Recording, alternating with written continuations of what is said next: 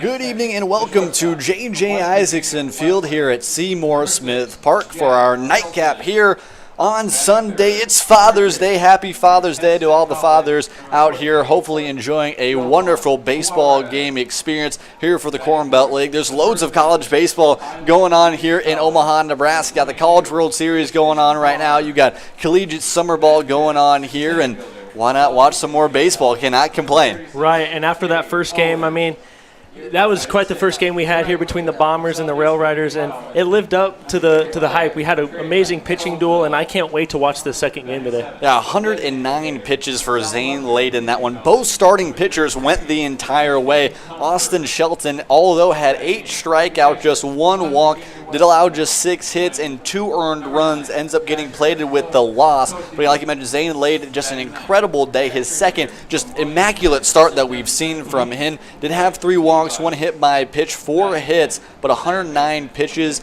and 9 strikeouts. That's the day for him, an incredible day from Zane Lade. Right, I really loved how Zane went out there on the mound and just commanded for all 7 innings.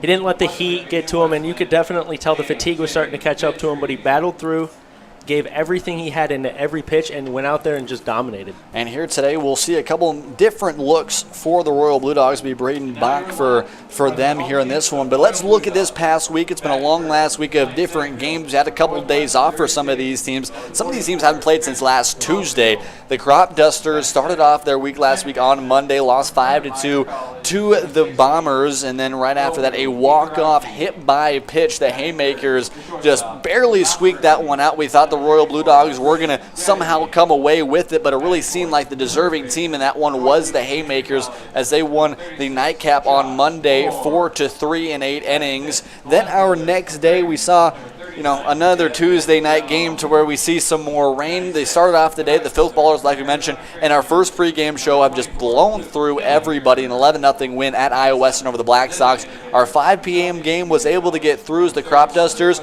are really trying to pick up some steam here now with a win over the Rail Riders. The Haymakers blow out really the most struggling team that we've seen here in the Corn Belt League, the Red Raiders. They drop now down to 1-5. Then we're just about halfway through the Bombers and Royal Blue Dogs team before that one got postponed. Our second nightcap in a row on Tuesday Night Baseball that has gotten postponed. Yeah, man, Tuesdays are just bad luck for us out here at the Corn Belt League. The past 2 Tuesdays, we've had rainouts. Hopefully next Tuesday we don't have the same thing. Looking forward for some more Tuesday Night Baseball. Now we got a Filth Ballers matchup here, the top team in the Corn Belt League coming up this Tuesday. And speaking of the Filth Ballers, they're the top team once again after being 23-9 last season and taking home the Corn Belt League title. They start off the year 8-1. The Black Sox, after taking down the Haymakers this weekend, jump up to the second spot at 4-2. The Haymakers, after that loss, now 4-3, tied with the Bombers after just winning here just moments ago up against the Rail Riders. The Rail Riders now drop down to 5th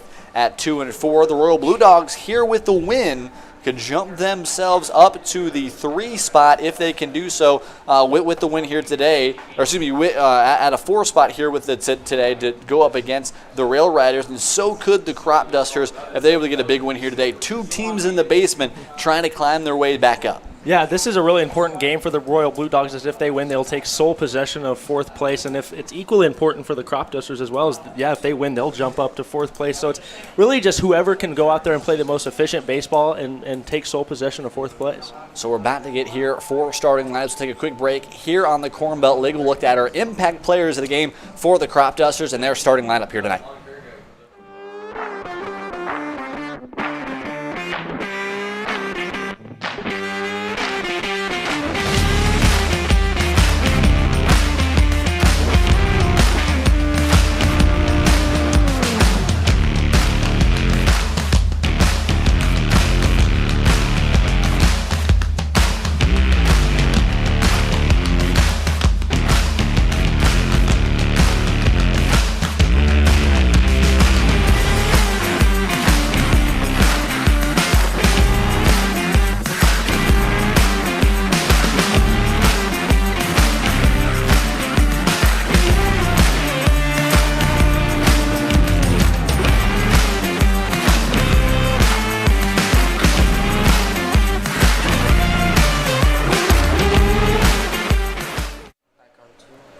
A little bit of an early start time here in our nightcap. 7:58 will be the first pitch from Braden Buck, and that one is just outside to Thatcher Kozel.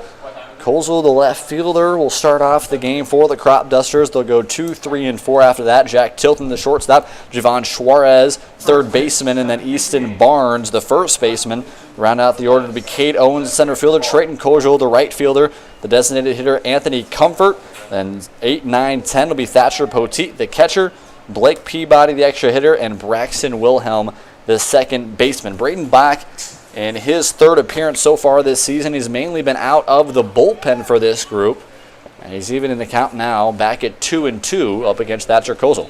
Yeah, talking to Braden Bach before the game, he has a 4-seam, 2-seam changeup, 12-6 curtain slider.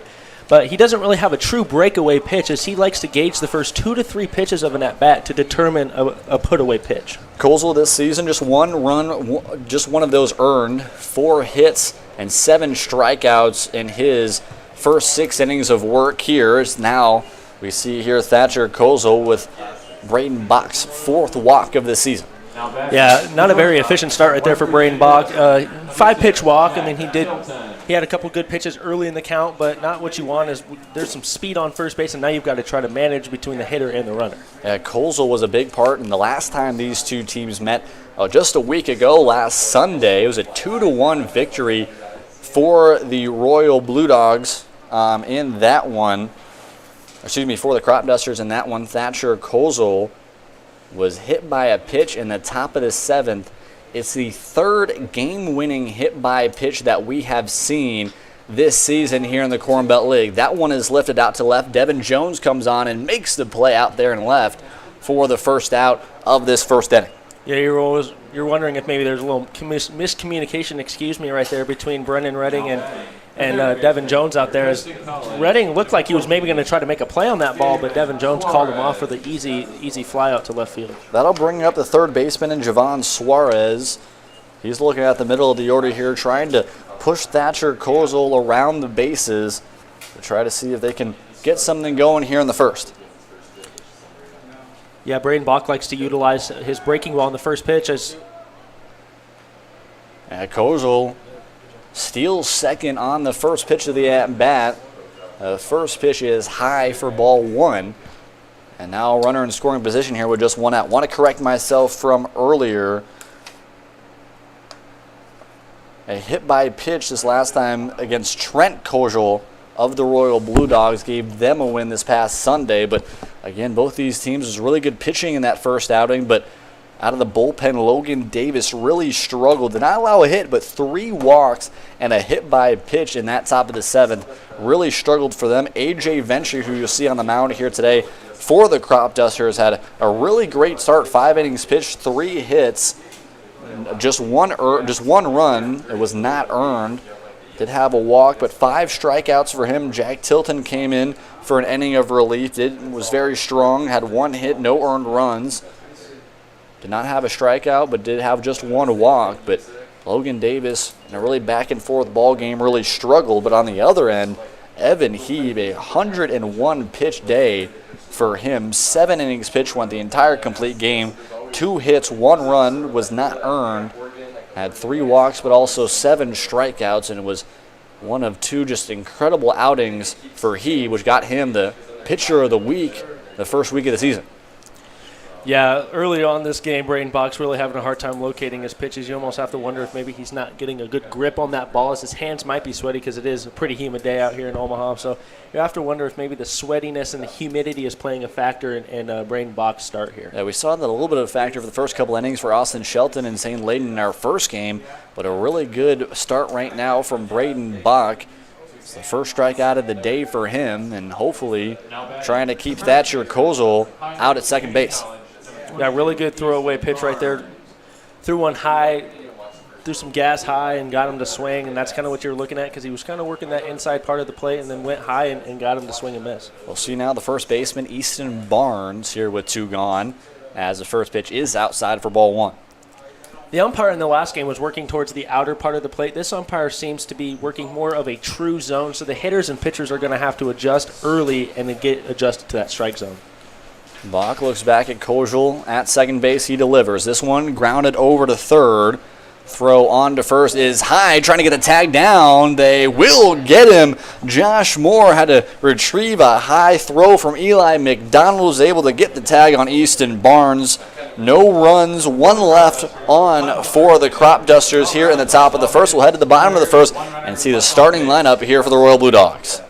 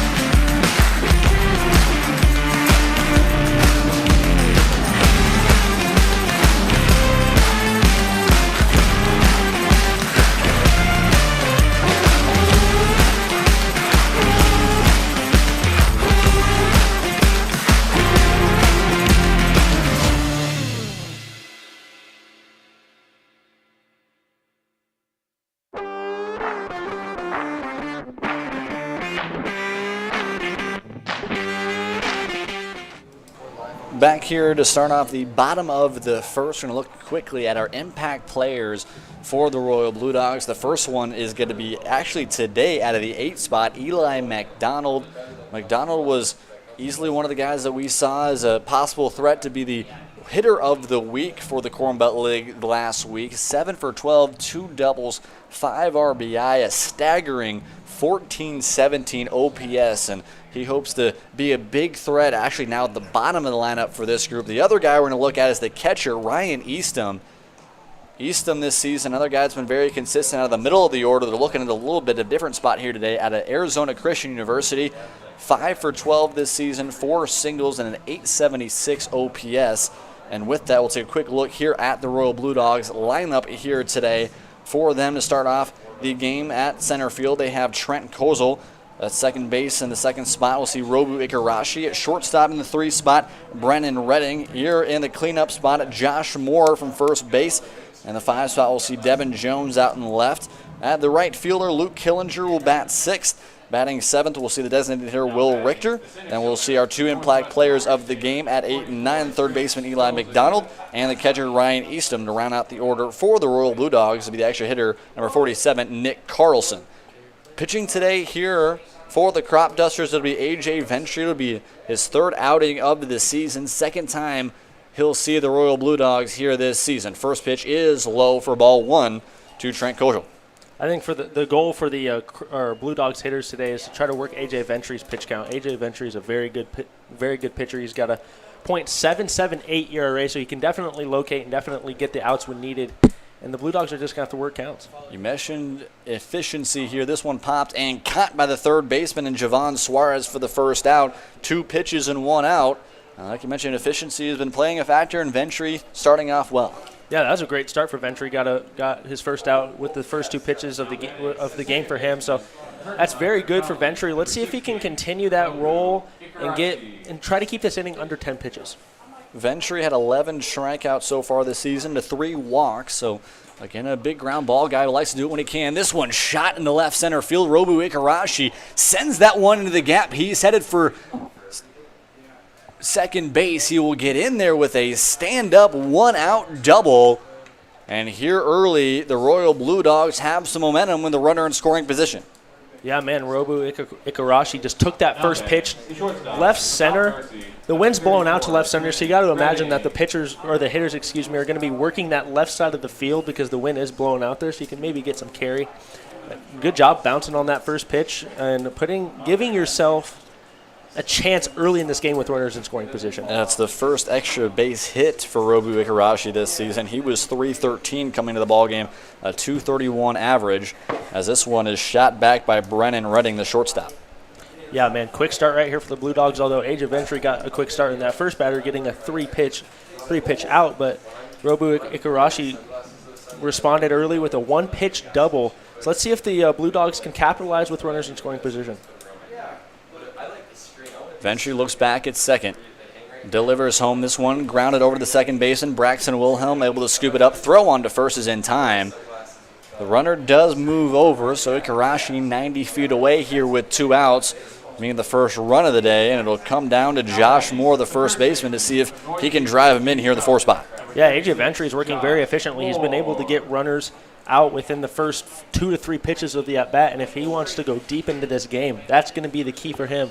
But if you're the Blue Dogs, you also want to try to work that pitch count to try to get them out and get the Cropdusters to use their bullpen. First pitch coming here from Ventry, off speed just inside for ball 1. And you mentioned the efficiency so far from Ventry this season. His first outing up against the Haymakers, went 4 innings pitched, 62 pitches in that one. Then against the Royal Blue Dogs in 5 innings of work had 81 pitches. So has really done a good job to start off outings up against some of these teams, but has struggled through the second and third time through the order. That's really been the pieces to where both the Haymakers and Royal Blue Dogs have gotten opportunities to add on runs, although minimal. That's really the time that they've been able to pounce. 2-0 pitches fouled back and out of play from Josh Moore. Yeah, AJ Ventry is really just attacking. He likes to work inside. The umpire, like I said earlier, is got a true strike zone, so these hitters and pitchers are just going to have to go up there and pretty much just stay true to their game and just play ball. Moore this season, 1 for 11, trying to get a big 2-out hit here. That one skips away from Thatcher Poteet behind home plate, but able to keep Robu Ikarashi at third at bay. And we'll now see Ventry down 3-1 in the count, especially with a base open. We'll see how stand up they want to pitch to Josh Moore here.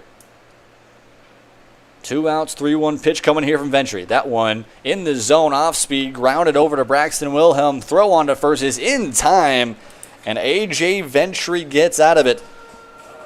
The Blue Dogs do not score on 1 hit. 1 runner left on base. Will head to the second, tied at 0.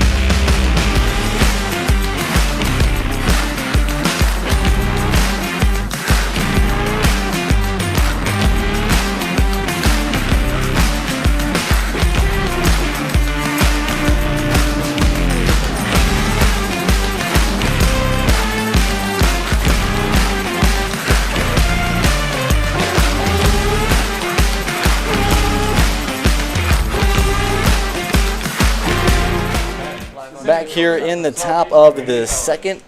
0-0 between the Cropdusters and the Royal Blue Dogs. Jaden Taylor alongside Ethan McCormick for our nightcap here on Father's Day. A beautiful 8 p.m. game.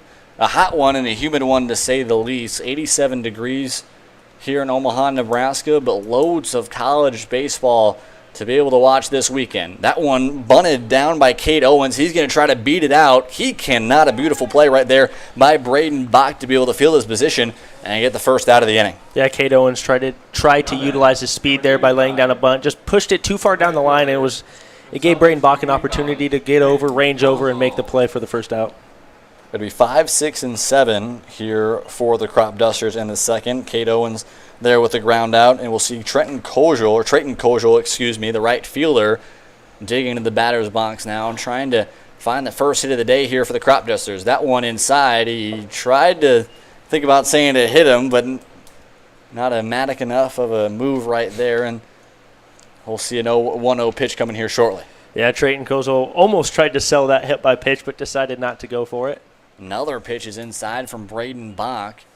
I'll see him now behind the count. We didn't see it a ton. We saw it a little bit that first inning. Kind of did a really good job being able to fight back. The first couple of batters that we see here is a big swing and a miss by Trayton Koziol right there. The Cropdusters started the day with a walk from Thatcher Koziol, a fly out to left from Jack Tilton, a strikeout of Javon Suarez, and then a ground out to third base from Easton Barnes, and now another big swing and a miss right there from Trayton Koziol. This is really very similar to what we saw with the Javon Suarez strikeout after being up 2-0. Box working back here once again. This one driven to left center field. Going to be a long run for Devin Jones, but he drops it. An error of Devin Jones out in left field, and a two-bagger for Trayton Koziol. I think Devin Jones just kind of overran that ball that bounced off his glove. And now a runner in scoring position here for the Cropdusters with one out. Yeah, I almost wonder if maybe Devin Jones, looking at this light right here, I wonder if maybe he lost it in the light and just overran the ball. I'm not sure really what happened there, but that's a tough break for the Blue Dogs, but a good break right there for the Cropdusters as they've got a guy with runners in scoring position early in the inning. And now they'll bring up Anthony Comfort, their designated hitter, one of their impact players here for the Cropdusters today. He's been doing it all, both as a pitcher. He's really been their ace this season. As well as been pretty consistent when he's found his bat in the lineup. First pitch coming here, big swing and a miss from Comfort. And Bach has gotten a lot of swing and misses so far here today, but definitely in a different spot after really being the main closing role for the Royal Blue Dogs so far this season. Yeah, like you said, Anthony Comfort can do it on the mound. He can do it at the plate. I was lucky enough to know Anthony Comfort in high school, and I can tell you that he is a certified baller. This one from Comfort, dribbled over the first baseman, Josh Moore, flips it over to Braden Bach. It'll move the runner in Koziol over to third, but it'll bring up 2 outs here for the 8-hitter, the catcher, number 9, Thatcher Poteet. Now batting, the catcher. Yeah, Braden Bach working very efficiently despite the error made out by Devin Jones. He's been able to work very efficiently, get outs in the first 3 to 4 pitches of the at-bat. Been really impressed with how he's been able to go up there, kind of work past that adversity early in the inning and still control and still get 2 outs. We'll see what Thatcher Poteet can do here. Somewhat struggling this season. 4 strikeouts after being 2-13. As this one will be thrown away. And an early run here for the Cropdusters on the wild pitch. And the Cropdusters strike first here in the second. Yeah, just as I started talking about how good his command was, a wild pitch scores the first run of the game for the Cropdusters. But we'll see how Braden Bach responds here after kind of starting good and then kind of petering out here. We'll see how he responds right here with 2 outs and clear bases. So it won't be an earned run on Bach, but definitely kicking himself a little bit after that one. He'll work back and get a foul ball straight back towards the fence.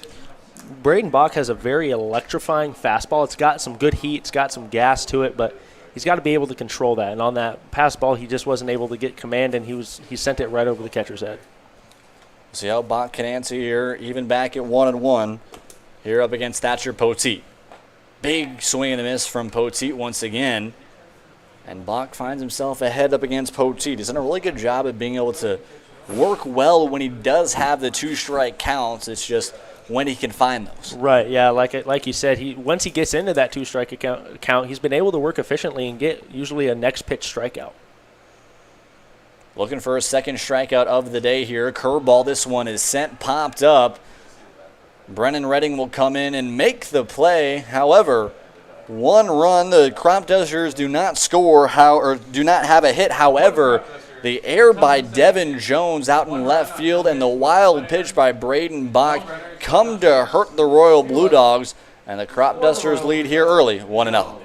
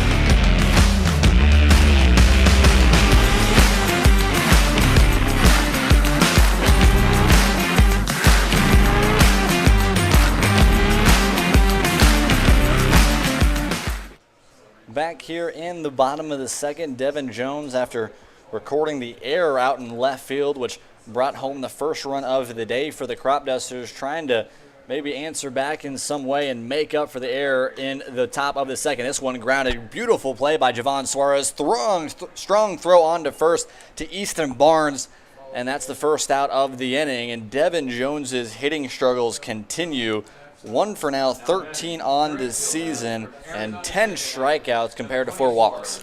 Yeah, not an ideal start for Devin Jones, but shout out to Javon Suarez on that play. Played up a little bit, caught the ball very early, caught the ball on the end of the grass, and he knew he had to make a speedy throw because Devin Jones has speed running down the line, but nice play right there by Javon Suarez. That'll bring up the right fielder, number 24, Luke Killinger.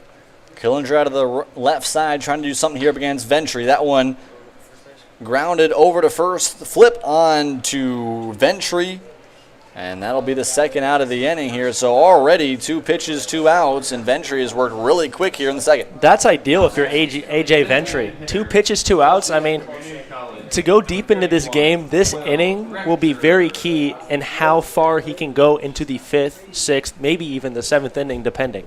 That'll bring up Will Richter, the designated hitter, another guy that's really been struggling this season. 1 for 8 on the year with 3 strikeouts as he looks at a first pitch ball in the outer half. These 2 teams have really been the biggest struggling-wise, 7th and 8th. Second to last and last in the Corn Belt League in batting average, 171 for the Royal Blue Dogs, just a tick better at 172 for the Cropdusters this season. A lot has to change if these 2 want to get in the right path, at least hitting-wise. Yeah, they've played a couple games. They still got time to figure it out, but now would be the time to figure it out as you can correct yourself and still play great baseball later on in the season. Ventry jumping a little bit, not quite happy. He didn't get the off-speed call in the outer half. He falls behind now 2-1 here with 2 outs. Ventry working with a very quick pace. That one outside. And Ventry once again falls behind now 3-1. We'll see if he can climb the ladder before he has to go up against some of the best hitters that we've seen at the Royal Blue Dogs this season. Eli McDonald on deck. 3-1 pitch, fastball outside for strike 2. And we'll have a payoff pitch here in a moment. Yeah, Will Richter did not like that call. About threw his bat to the Blue Dogs dugout waiting to take that walk, but the ump had other plans and called that a strike. Trying to get a 1-2-3 inning, cannot get it. Off speed on the outer half, just misses. That'll be a 6-pitch walk for Will Richter, and then I'll bring up the third baseman and Eli McDonald. And this is where the Blue Dogs can really do their damage. Like you said, the last 3 batters, the 8, 9, 10 batters for the Blue Dogs can really do some damage. And now that there's a guy on this season for Eli We'll see if he can come up big here with 2 outs in the bottom of the second as the Royal Blue Dogs trying to answer after that blunder in the top of the second. Second pitch is missed outside from A.J. Ventry, and now after a really efficient first 2 batters, Ventry's struggling to find command. Yeah, he had a really efficient first 2 pitches, like you said, but yeah, lately he's been having a hard time. He's been missing out of the zone. The didn't give him a questionable call, but we'll see how he responds here. Runner is off from first. Richter is in there at second base. A really strong throw from Thatcher Poteet behind home plate, but just not in time out in second. It really looked like Braxton Wilhelm came onto that one, cut it off a little bit too early. But either way, Will Richter now in scoring position here with 2 outs. Yeah, Thatcher Poteet threw an absolute laser down there. I thought he had him, but that was a good pop time right there by Thatcher Poteet. 2-1 pitch is high, and now with a base open, Eli McDonald is up 3-1.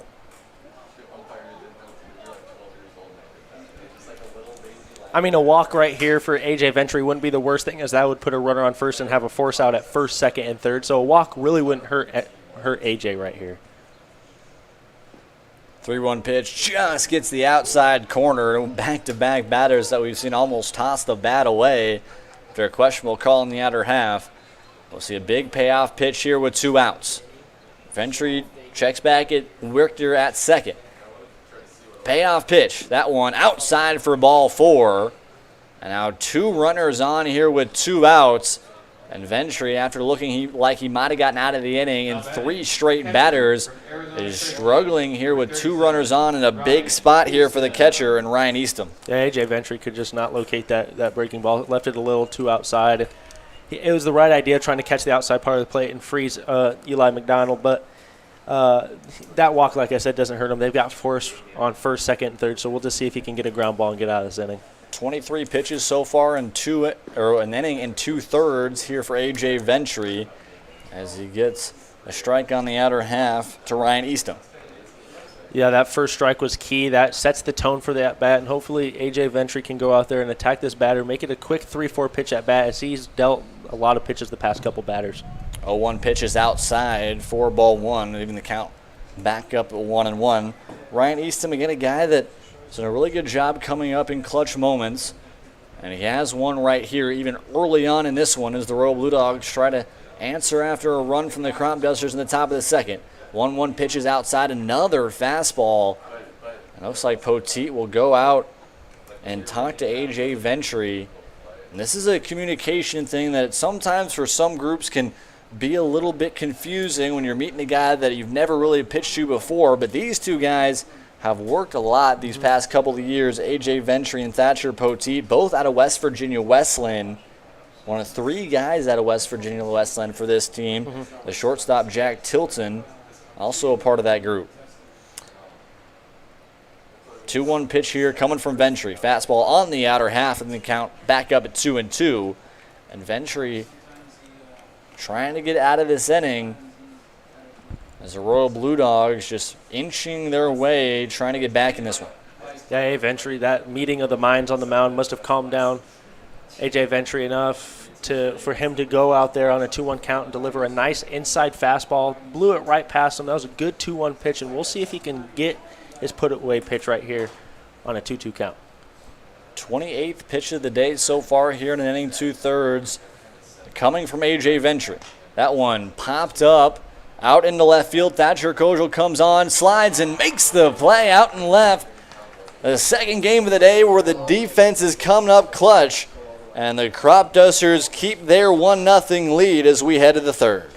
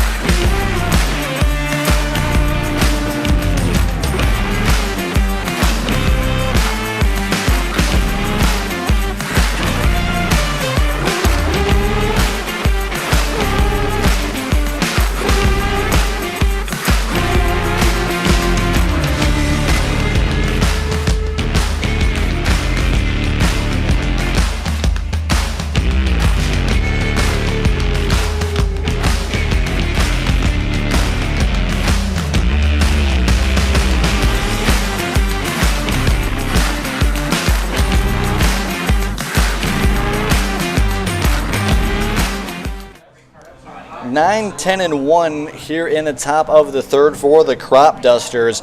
Both starts for these two pitchers have been eerily similar. Braden Bach with 27 pitches, 16 of them strikes on the other end for A.J. Ventry, 28 pitches with 15 strikes. The difference has been the defense, a really good defensive play that we saw at the end of the inning by Thatcher Kozel out there in left, Devin Jones out there in left with a really costly error back in the top of the second inning, which ended up bringing around Trayton Kozel for the first and only run of the game so far. Yeah, the key to this game so far has been that error made out there by Devin Jones. If he doesn't make that error, you could argue that Braden Bach gets out of that inning unscathed. First pitch from Braden Bach. This one grounded foul down the third base line. Eli McDonald was ready to throw a seed over there as he was ranging for that one, but it'll go foul. Yeah, he was ready to unleash the cannon on that because he had to be a speedy runner down the line, so he was ready to absolutely unleash his cannon on that throw. Second pitch coming here from Bach. That one line through the 5-6 hole, and that's the first hit of the day for the Cropdusters. It's a leadoff single from Blake Peabody. Yeah, what an absolute seed of a hit between the third baseman and the shortstop. Nice contact right there. Was able to get all of the ball. Ground ball, and Braden Bach just left that one over the middle of the plate, and Blake Peabody just took advantage of that and sent one to left field. We'll now see the second baseman at the 10 spot in the order, number 2, Braxton Wilhelm. Wilhelm, 2 for 10 this season with a walk and 3 strikeouts. Does not have an extra base hit. A big extra base hit here up against Bach would likely bring around the speedy Blake Peabody from first. Yeah, and if you're Braden Bach, you just got to kind of channel. You got to figure out what you want your priorities to be on. Do you want it to be on the runner, or do you want it to be on the hitter? Because if you put priorities on the runner, then you can lose focus on the hitter. But if you put priority on the hitter, then you could lose focus on the runner. So you got to kind of be able to balance 50-50 between the two. Yeah, a lot of the focus right now has really been on Peabody back at first, as that one is thrown way outside for ball 1. Peabody has not even attempted a stolen base so far this season. Has either worked as an extra hitter or a first baseman so far this year. But as we saw last game, the team that we really saw be the most aggressive on the base paths, which was the Bombers, had the most success. Right, yeah, they were able to get stolen bases, put themselves in a position to win, and yeah, it paid off for them. They were able to pull out with that win. Second pitch is in there for strike 1 to Wilhelm. And Bach, like you mentioned, has that 5-pitch mix, so he'll usually either go the put away as a 12-6 curveball or a slider. We'll see what he does here at the 1-1. That one upstairs for ball 2. Yeah, Braden Bach trying to climb the ladder, hopefully trying to change eye levels, go high. Maybe we'll see him drop a 12-6 curve or a slider out in the dirt or in the outer part of the plate, and we'll just see if he's able to effectively and successfully change eye level and change direction. 2-1 here coming from Bach. Another fastball. That one's upstairs. 3 straight fastballs for Braden Bach. And for a guy that has a 4 to 5 pitch mix very consistently, we've really only seen the fastball and the 12-6 curveball so far today. And to have a guy that goes from 5 pitches to 2 pitches, that's a definitely very different change if you're the hitters. Right. I mean, if you're a hitter, I mean, you only have to sit on 2 pitches. I mean, as a hitter, that's a dream for you. Trying to go from two pitches to 5, I mean, it's pretty easy to adjust. And now a 5-pitch walk to Braxton Wilhelm, and another fastball that was up and outside. We'll flip the lineup card now over here in the third. They'll see Thatcher Kozel. Kozel walked back in the first. It was first of now 2 walks today from Braden Bach, and we'll see how we can adjust here. Nobody warming up in either of these bullpens so far, so again, really lengthening on these starters to start off this one. And again, we thought a couple times last game that we'd see somebody outside of the bullpen, but both the coaches really trusted in their starters to go the entire way in our first game. Austin Shelton and Zane Layden both had incredible outings, but there's a couple mishaps that Shelton had in the second and the sixth. A really good game, 109-pitch game from Zane Layden. Give him the win on the day. Braden Bach once again struggling. So he falls behind in the count once again to Thatcher Kozel, now down 1-0. Yeah, and the last thing Braden Bach wants to do is get behind and force a walk here. That would load the bases for a Cropdusters team that's not the greatest hitting team, but they could definitely drive in some runs when they need to. Another wild pitch, second wild pitch of the day. And now Braden Bach has 2 guys in scoring position with nobody out. He's looking at his dugout now. Maybe some confusion here. The fastball has been going just about everywhere except the strike zone so far these last two batters. Right, and looking at the body language out there on Braden Bach, he doesn't look like he's trusting his stuff. His body language is poor. He keeps looking over to his dugout. You're almost wondering if they want to take him out, if he wants to get taken out of this game, which if that's the case for the Blue Dogs, that is not ideal as he's only thrown 2 full innings of work here. Yeah, definitely need to get through at least this one. Big swing and a miss on the 2-0. Good job by Ryan Easton behind home plate to grab that one, keep it in front of him. There is a guy out in the bullpen here for the Royal Blue Dogs. We'll see how quickly they can get a guy up and going if they need to. Yeah, if you're Braden Bach, at least get through this inning so you don't have to rely on your bullpen to take you 4 or 5 innings. 2-1 pitch is in there, 4 strike 2, and the count back up at 2-2. The infield is in here for the Royal Blue Dogs, trying to catch Blake Peabody 90 feet away from the second run of the game here for the Cropdusters. Bach trying to get one himself. 2-2 pitch, that one low in the dirt. Another really good job by Ryan Easton to keep it in front of him. And, man, we just have not seen Bach find any consistency inside the zone so far. It's been all fastballs. Yeah, he's been throwing all fastballs. Before the game, he was telling me about his 5-pitch mix. But really, yeah, like you said, we've only seen the 12-6 and the fastball. So these hitters really haven't had to adjust to that much. They go from a 5-pitch guy to now really just a 2-pitch guy and really struggling here for Bach. 3-2 pitch here. Big swing and a miss. And a big out right there for Braden Bach. It's the second strikeout of the day, and Thatcher Kozel will go back to the dugout empty-handed. Yeah, that was a very big strikeout right there for Braden Bach. That really, with 1 out now you can work with the base open. You can hopefully get a tag play at home, but that was a huge strikeout for Braden Bach. Hopefully that gets him on the right track as he was kind of struggling earlier there in the inning. Still 2 runners in scoring position here for Jack Tilton. That one driven down the right field line. That's going to be fair. Both runs are going to come in to score on a 1-out double here for Jack Tilton. 2 more runs come in, and the Cropdusters lead 3-0. Yeah, an absolute seat down the first base line.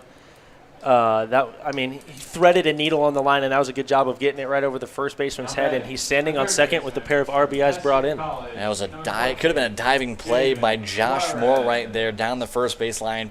Maybe stayed 2 inches inside that right field line, but a big 2 RBI double from Jack Tilton. We mentioned to you he's one of the best hitters that we've seen for this Cropduster team. And for a group that has struggled so much offensively, that one was a big one right there. Right. I mean, that was a huge at-bat right there for the Cropdusters. Gave them a nice 3-0 cushion. But if you're Braden Bach, it's about how you respond to the adversity just faced in that last at-bat. See now Javon Suarez 0 for 1 in the day with a strikeout back in the first. This little lofter will go to Robu Ikarashi. He'll make the play. Cannot step on second in time to get back Jack Tilton. But we'll see now 2 outs here as a broken bat off of that one.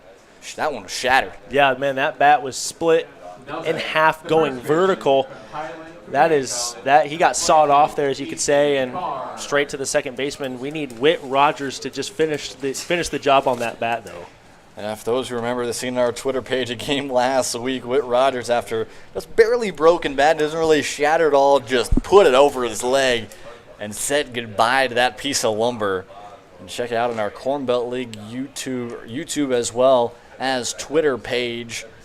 Loads of content to be able to show you all summer long. Summer baseball, not a better place to have some more collegiate baseball here in Omaha, Nebraska, and showing it off here tonight on Father's Day.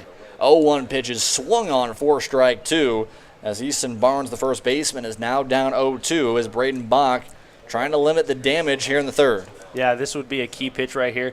You've kind of struggled a little bit. You've been battling yourself a lot on the mound, but this would be a key strikeout on an 0-2 count to get out of this rough inning.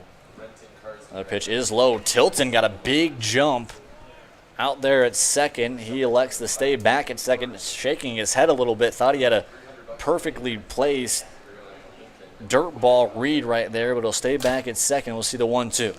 Yeah, I mean, that's a waste pitch right there if you're Braden Bach. You still got 2 or 3 pitches to work with. That's just a pitch to maybe set up your put-away pitch right here on a 1-2 count. Possibly a put-away pitch here on the 1-2. That one driven over to shortstop. Brennan Redding, a long throw, is going to get away. Going to go into right field. And we'll see a run come in.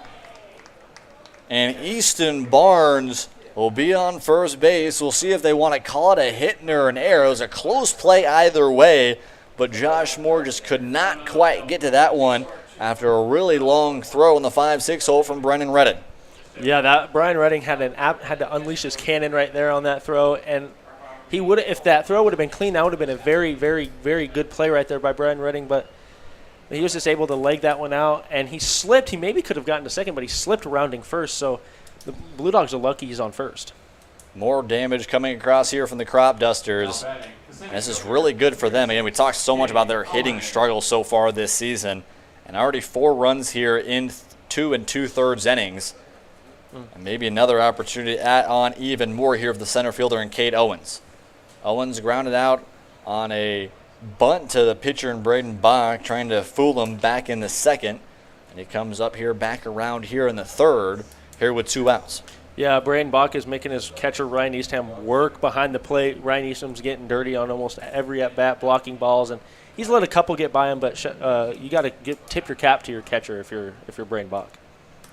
Another pitch is low, now 2-1 here, and Braden Bach is just showing more and more signs of fatigue. Trying to get out of this one. He is really struggling so far. We'll see if the last one will be called an error or hit, but either way, at least 2 earned runs here today, 4 runs total. But got Owens a little bit foolishly there on the 2-1. Yeah, Caden Owens looked like he almost didn't even want to swing that bat, but he tried poking that one out there to maybe get one down the third base line and hopefully leg one out, because Caden Owens is a very speedy runner on the base paths.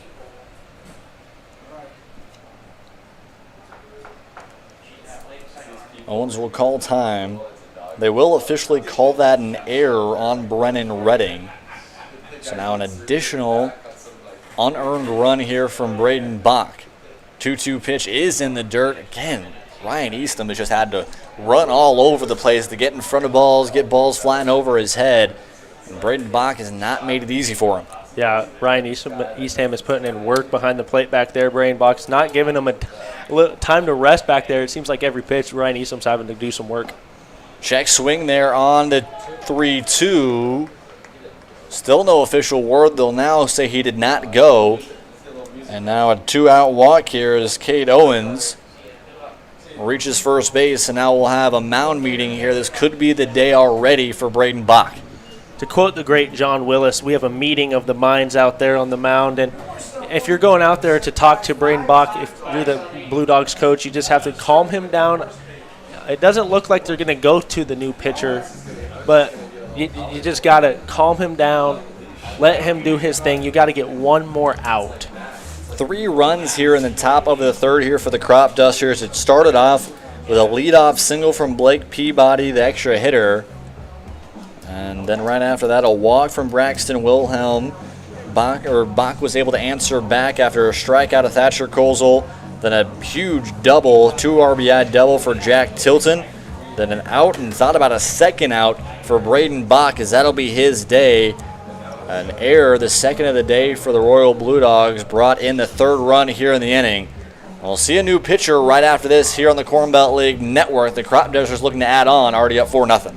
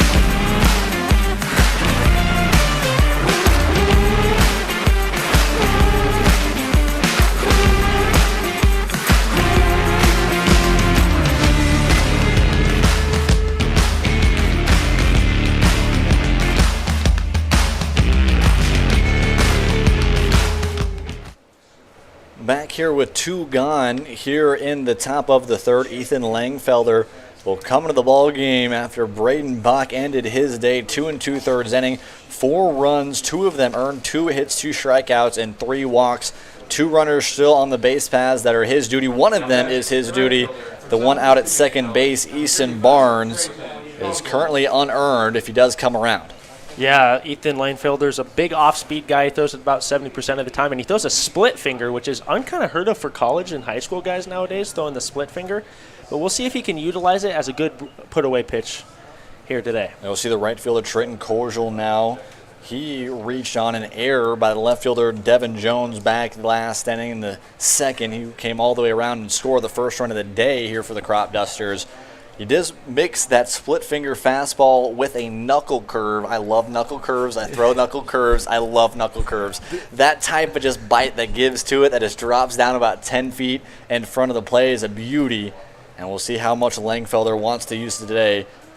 Coach Guido for the Royal Blue Dogs calls him the most colorful guy, as he gets a big strikeout right there to end off the inning. However, a big inning as the Cropdusters add on some more insurance. 3 runs here in the top of the third. We'll head to the bottom of the inning. The Royal Blue Dogs desperately need some offense.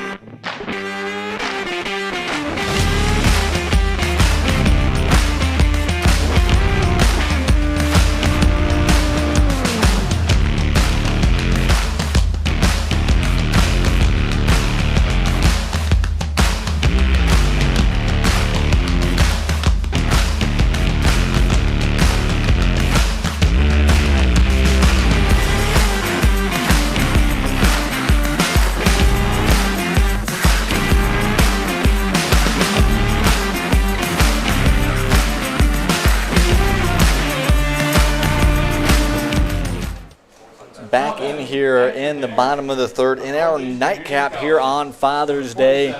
The Cropdusters, after struggling so much offensively, have finally found some of their offense.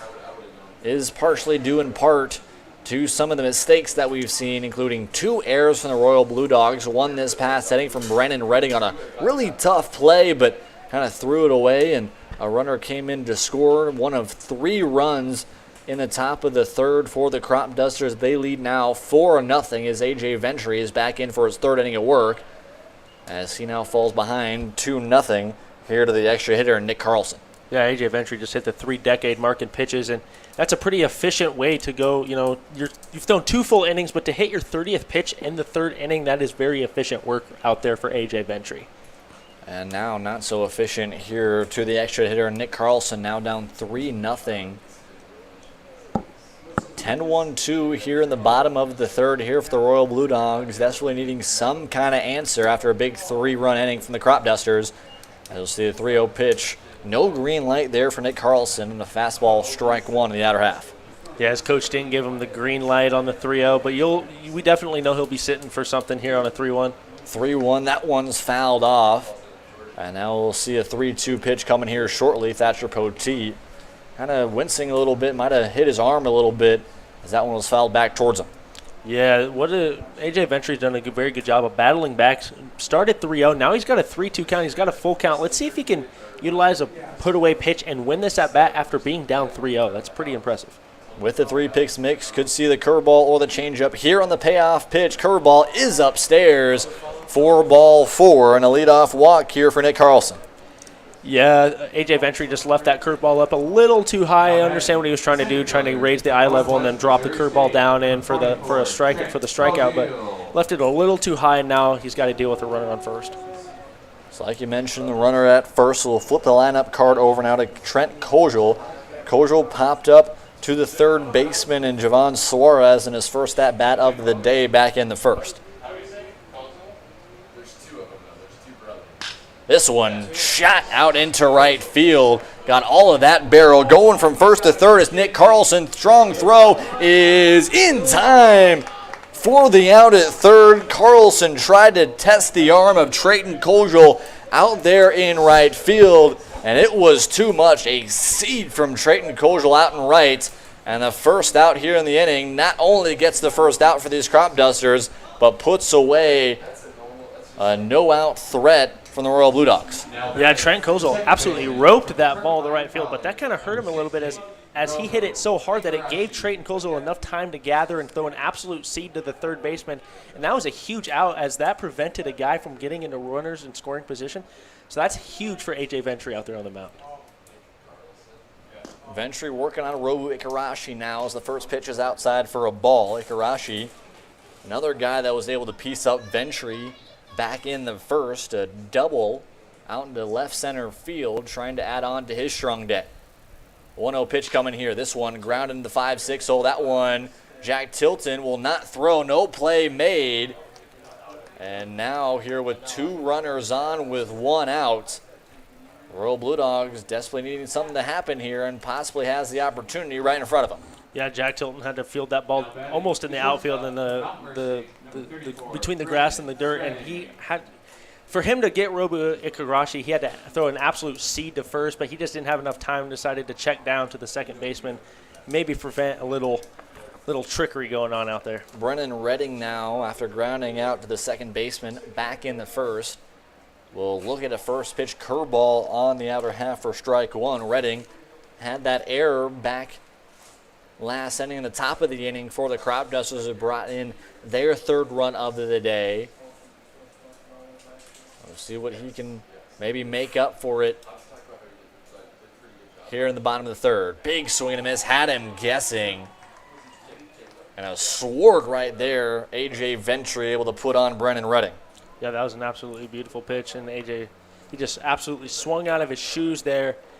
And, yeah, that was a beautiful pitch right there. He's got 0-2, one out with runners on first and second. This would be a huge strikeout. 0-2 pitch coming here from Ventry. Another swing and a miss. Brennan Redding fooled on back-to-back pitches. Has some words for the Cropduster dugout, but two outs here for A.J. Ventry.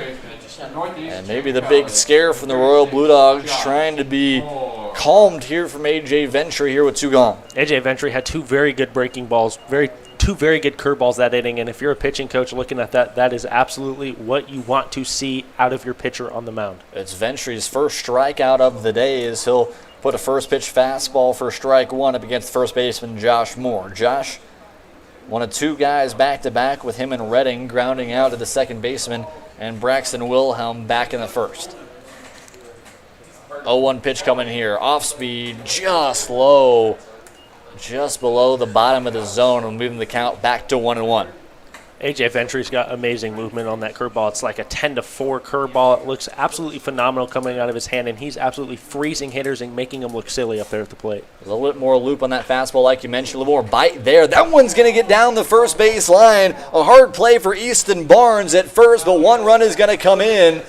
And the throw will go back to second, and they get the runner at second base. A really strong throw from Trayton Kojal out there in right, able to get the runner at second. A couple on plays gets him out there at second. One run does come in here for the Royal Blue Dogs. Possibly an opportunity for more wasted. And we'll head to the top of the fourth right after this.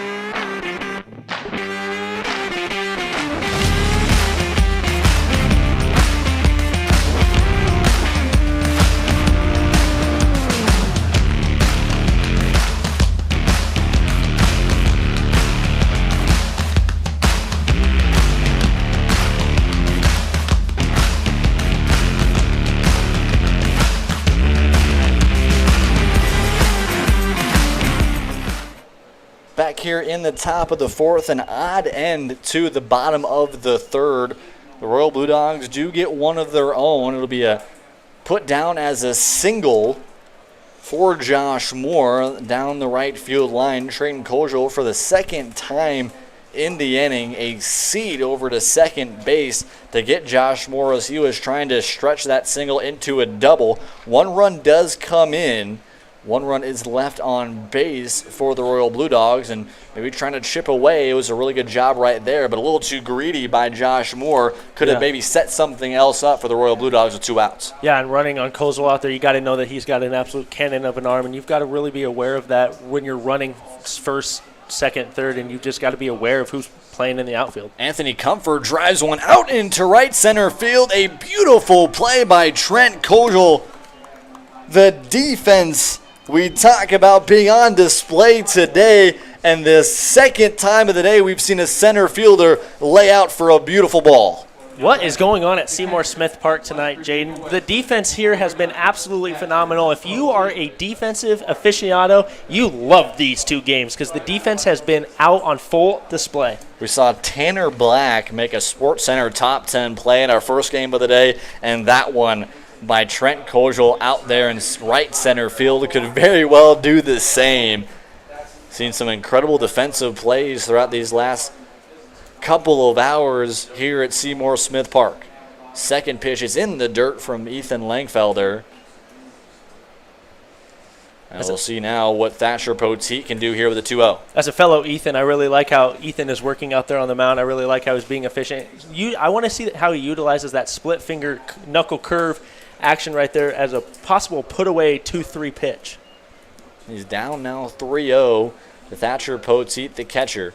Working pretty quickly on the mound. 3-0 is in the dirt once again, and a 4-pitch walk here for Thatcher Poteet.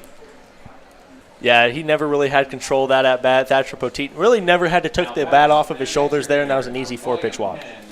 That'll bring up the extra hitter, Blake Peabody. He started off this past inning with a single that was sent out into left center field. It really started the 3-run rally back in the third for the Cropdusters. He'll look to possibly add some more here and get the station rolling even longer here for the Cropdusters here in the fourth, as they look to answer back after a run in the bottom of the third from the Royal Blue Dogs. Langfelder delivers that one just on the inner half. Peabody didn't like it, but he strike one. Peabody was a key in the last little rally that they had. Let's see if he can be the key in this rally that they could have. A base hit could score him on third, but you never know with these arms in the outfield. Langfelder throws back to first. Poteet getting a little sneaky lead over there at first. Not too much to think about, but Langfelder wanted to make sure. And we'll see here the 0-1 from Langfelder. Runner is off from first. High throw on to second, not in time. And a stolen base for Thatcher Poteet. And now a runner here in scoring position with 1 out. Who said catchers can't run? That was an absolute great jump right there by Thatcher Poteet. Amazing read of the pitcher right there, and he was able to fly down from first to second. Great pop right there by Ryan Easton, but just not enough right there as Poteet had too much speed. 1-1 pitch inside for ball 2. And again, that fastball is just not quite found as much consistency. Both these pitchers here and a lot of heat here in Omaha, Nebraska have struggled to find the zone. And we see Langfelder now down 2-1 to Peabody. That 2-1 pitch in the dirt for ball 3. Now Langfelder in jeopardy of allowing 2 runners here with just 1 out here in the fourth. You never know what you're going to get weather-wise in Omaha, Nebraska at this time of year. You could get either heavy rain or the heat and humidity, and today we have the heat and humidity, and these pitchers have had to adjust to that today. Another fastball inside for ball 4, a 5-pitch walk after a 4-pitch walk, and 2 runners on now here with 1 out here in the fourth. Want to correct ourselves from earlier. Caleb Copeland is the runner out there at second base, able to get that stolen base with a little bit of speed here for the Cropdusters. This season, Copeland has been really working just about everywhere for this group. Did not have a stolen base coming into this. Did have 1 stolen base coming into this one. That's his second of this season. We'll see even more speed here in the bottom of the lineup here for Braxton Wilhelm. Yeah, if you're the Blue Dogs, you want Ethan Longfellow to go as long as possible. Braden Bach really didn't give you a whole lot of pitches and a whole lot of outs from your starting pitcher, so you want Ethan to go as deep into this game as he possibly can, but with runners on scoring position, we'll see how he responds. First pitch to Wilhelm, that one in the dirt. 4-1. Wilhelm showed bunt. Wilhelm today does not have an at-bat. He walked this past inning in the third, came around to score for the second run of the inning. And third run of the day for the Cropdusters. And here with one out, a scoring chance here for the Cropdusters. 1-0 pitch inside. Runner is off. The throw, what in the world? That one, they'll see the call here if they want to call interference at all, as the throw went out towards the second baseman. They called time. The runner, Caleb Copeland, stole second going to third. And since Braxton Wilhelm was still in the batter's box, no batter's interference, and now runners in scoring position here at first and third here with one out. That's just not something you see every day watching baseball. I mean, that ball bounced so far past the pitcher's mound. See the 2-0 pitch, questionable call from the umpire. I think he didn't quite know which one to go there, and he calls it a strike. 2-1 now to Wilhelm. Yeah, Wilhelm, after getting beamed in the head with the ball, he's got to recoup a little bit and see if he can poke one out to the outfield for a base hit. 2-1 pitch is low, 4-3, and again, Langfelder and this Royal Blue Dogs pitching staff really struggling right now to find the zone. We'll see what they can do here with the 3-1. We'll see if they give Wilhelm a green light here in the 3-1. Runners off from first. This one fouled back and out of play. And now we'll see a big payoff pitch coming here to the 10-hitter, Braxton Wilhelm. With how much is going on, it's crazy to think that there's only one out in this inning. But Longfelder has got to put this guy away. He's got to channel his best put-away pitch right here. Maybe utilize that knuckle curve, get him swinging at something away, and give yourself 2 outs to work with. 3-2 pitch coming here from Langfelder. That one rings him up, strike 3.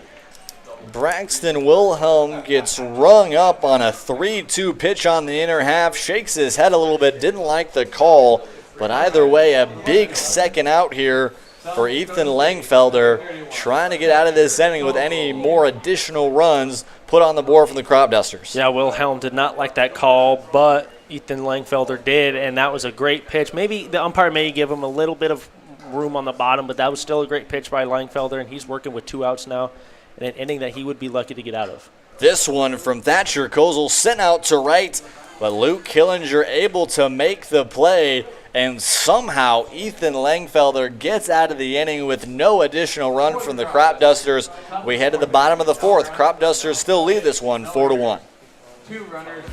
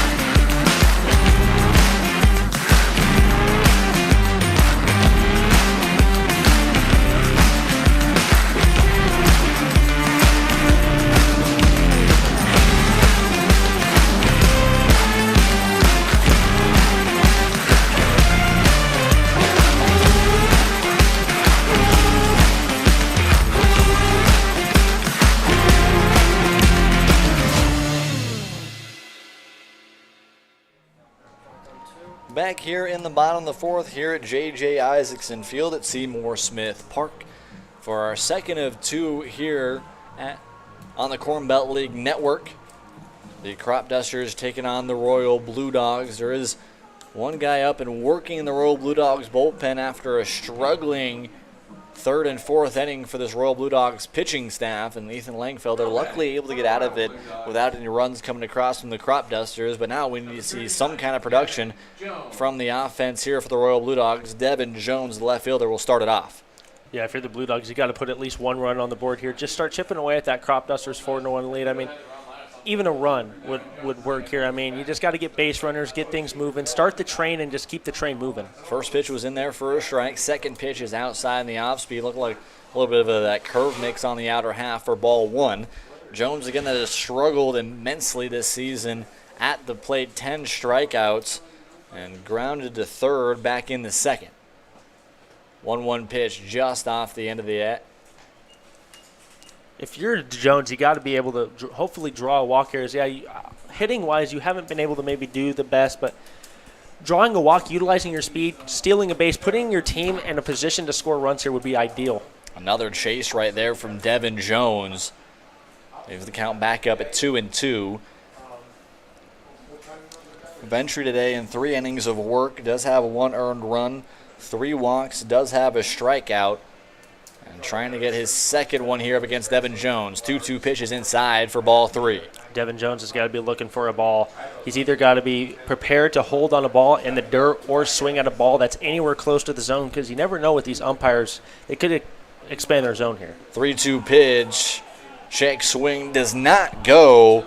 And the 4th walk of the year for the Royal Blue Dogs and Devin Jones. Yeah, the Cropdusters dugout did not like that call. They thought Devin Jones swung there, but nonetheless, Devin Jones is on first with the walk, and let's see if the Blue Dogs can get some offense going. Yeah, the Jones out there at first base has had a lot of speed, and that's where really he's been able to help this Royal Blue Dogs team out, is his speed and agility out there on the base paths. We'll see if they want him to possibly test the arm of Thatcher Poteet behind home plate.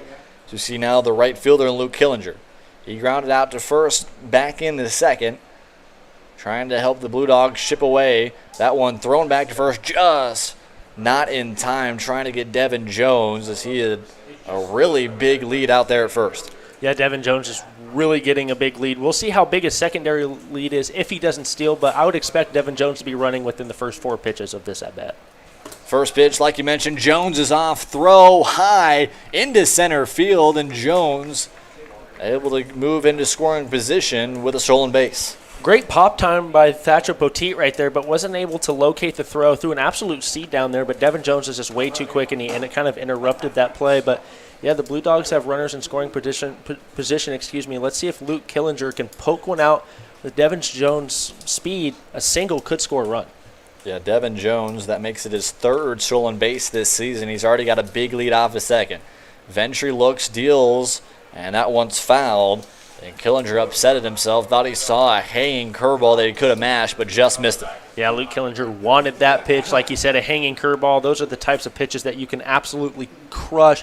He was looking to take that one over the 325 sign out in right field, but just got a piece of that one, fouled it off. Ventry looks back at second and deals. This one, another big swing from Luke Killinger. And now he falls behind 1-2. Those are 2 straight pitches where you can tell Luke Killinger really wanted that pitch, and he just hasn't been able to quite time it up and get his bat through the zone in time. We'll see if A.J. Ventry drops one off here and for the put-away pitch. Trying to get the first out here of the inning is Ventry. This one shot out in deep center field. Kate Owens has to track it, able to make the catch. Devin Jones on the third, strong throw, but will be cut off by Jack Tilton at short. And although an out, a productive at-bat by Luke Killinger, as you now have a run just 90 feet away as the Royal Blue Dogs, again, the momentum and the motivation right now has been trying to just eke their way back in this one after being down 4-0. And with one out here, we'll see what Will Richter, the designated hitter, can do. I mean, Luke Killinger really didn't hit that ball all that far out into center field, but with Devin Jones' speed, you kind of knew he was going to have to tag up from second to third there. But good job by Luke Killinger on at least putting that ball in play and giving the Blue Dogs a runner 90 feet closer to home. Yeah, we maybe seen the Royal Blue Dogs find a little bit more of the barrel up against A.J. Ventry so far these last 2 innings. And here with one out, trying to get their second run of the day across. First pitch got him swinging, a ugly swing right there from Will Richter. Yeah, I can't tell if that was a curveball or a slider or a slurve maybe. You never know, but that was an ugly swing from Will Richter. Didn't quite know what to expect and did not adjust to the breaking ball. That one upstairs on the fastball, moving the count to 1-1. But again, we talked about it. The fast curve mix has really been the predominant piece for A.J. Ventry. Does mix a changeup when he needs to, but really got Richter guessing right there. That one bounces away. Thatcher Poteet, after it went off his mask, hustled to that ball, and Devin Jones didn't get a good enough read to try to go home on that one. Yeah, A.J. Ventry and his catcher Petit, they're having a little bit of a laugh. You wonder if maybe, like you said, they play together. They have that chemistry, so you wonder if maybe they were joking about something. But Devin Jones, I'm surprised how he didn't go there. That ball got passed far enough that with his speed, he could have maybe made it. Even though going off his mask, of all things, it really seemed like Poteet had a really good job of keeping that one stand up in front of him, but just deflected away. And another swing and a miss right there from Will Richter.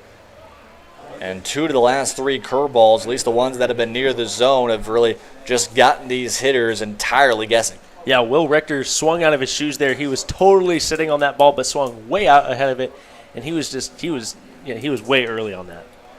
2-2 pitch coming here. Almost got him looking. That one's going to go to the backstop. Devin Jones coming in. Poteet can't get to it. And the second run of the day for the Royal Blue Dogs comes on a wild pitch. The second one of the at-bats. And now some momentum here and some life for the Royal Blue Dogs after being down 4-0 in the top of the third. Yeah, I mean, the Blue Dogs are slowly chipping away at this Cropdusters lead. That run right there matters a lot because a 3-run deficit is a lot harder to look at than a 2-run deficit. So that pass ball and that score by Devin Jones helps out a lot. There's a strikeout able to answer back from A.J. Ventry as we get the second out of the bottom of the fourth here. But again, maybe something going here for the Royal Blue Dogs. It really seemed like the pitching wasn't going to help them out at all, and the offense really couldn't do much against A.J. Ventry. But here these last 2 innings, the Blue Dogs have been able to string together a couple hits here, a couple hits there, a couple guys on. And now just down 2, and Ventry really struggling here on that curveball as he's bouncing around a little bit, maybe holding on to his leg a little bit. Maybe some either fatigue here or maybe even a small injury as Ventry just not looked comfortable with these last couple at-bats. I mean, with this heat and humidity, you have to kind of worry about cramps playing a factor. Those muscles can easily tighten up due to dehydration. So maybe Ventry's dealing with a little bit of muscle tightness here. Let's hope he can overcome this and get out of this inning because that would be huge for the Cropdusters. 1-0 pitches high to Eli McDonald. McDonald had a walk back in the second, trying to start something here with 2 outs and possibly just 1 pitch away from getting 90 feet towards first base with a 4-pitch walk as A.J. Ventry's got to find himself now. I mean, A.J. Ventry, most likely he won't have a green light here on a 3-0, but just throw it in the zone and see if he bites on it. And the red light is there for Eli McDonald as that 3-0 pitch is in there for a strike, and we see if Ventry can climb all the way back after down 3-0. 3-1 pitch here from Ventry. That one, grounder over to Braxton Wilhelm. The second throw on to first is in time. However, the Cropdusters do give up a run to the Royal Blue Dogs. No hits, but the walk to Devin Jones pays dividends as he comes all the way around a stolen base and comes home on a wild pitch from A.J. Ventry. We got a ball game here at JJ Isaacson Field. We'll head to the 5th. Cropdusters 4, Royal Blue Dogs 2.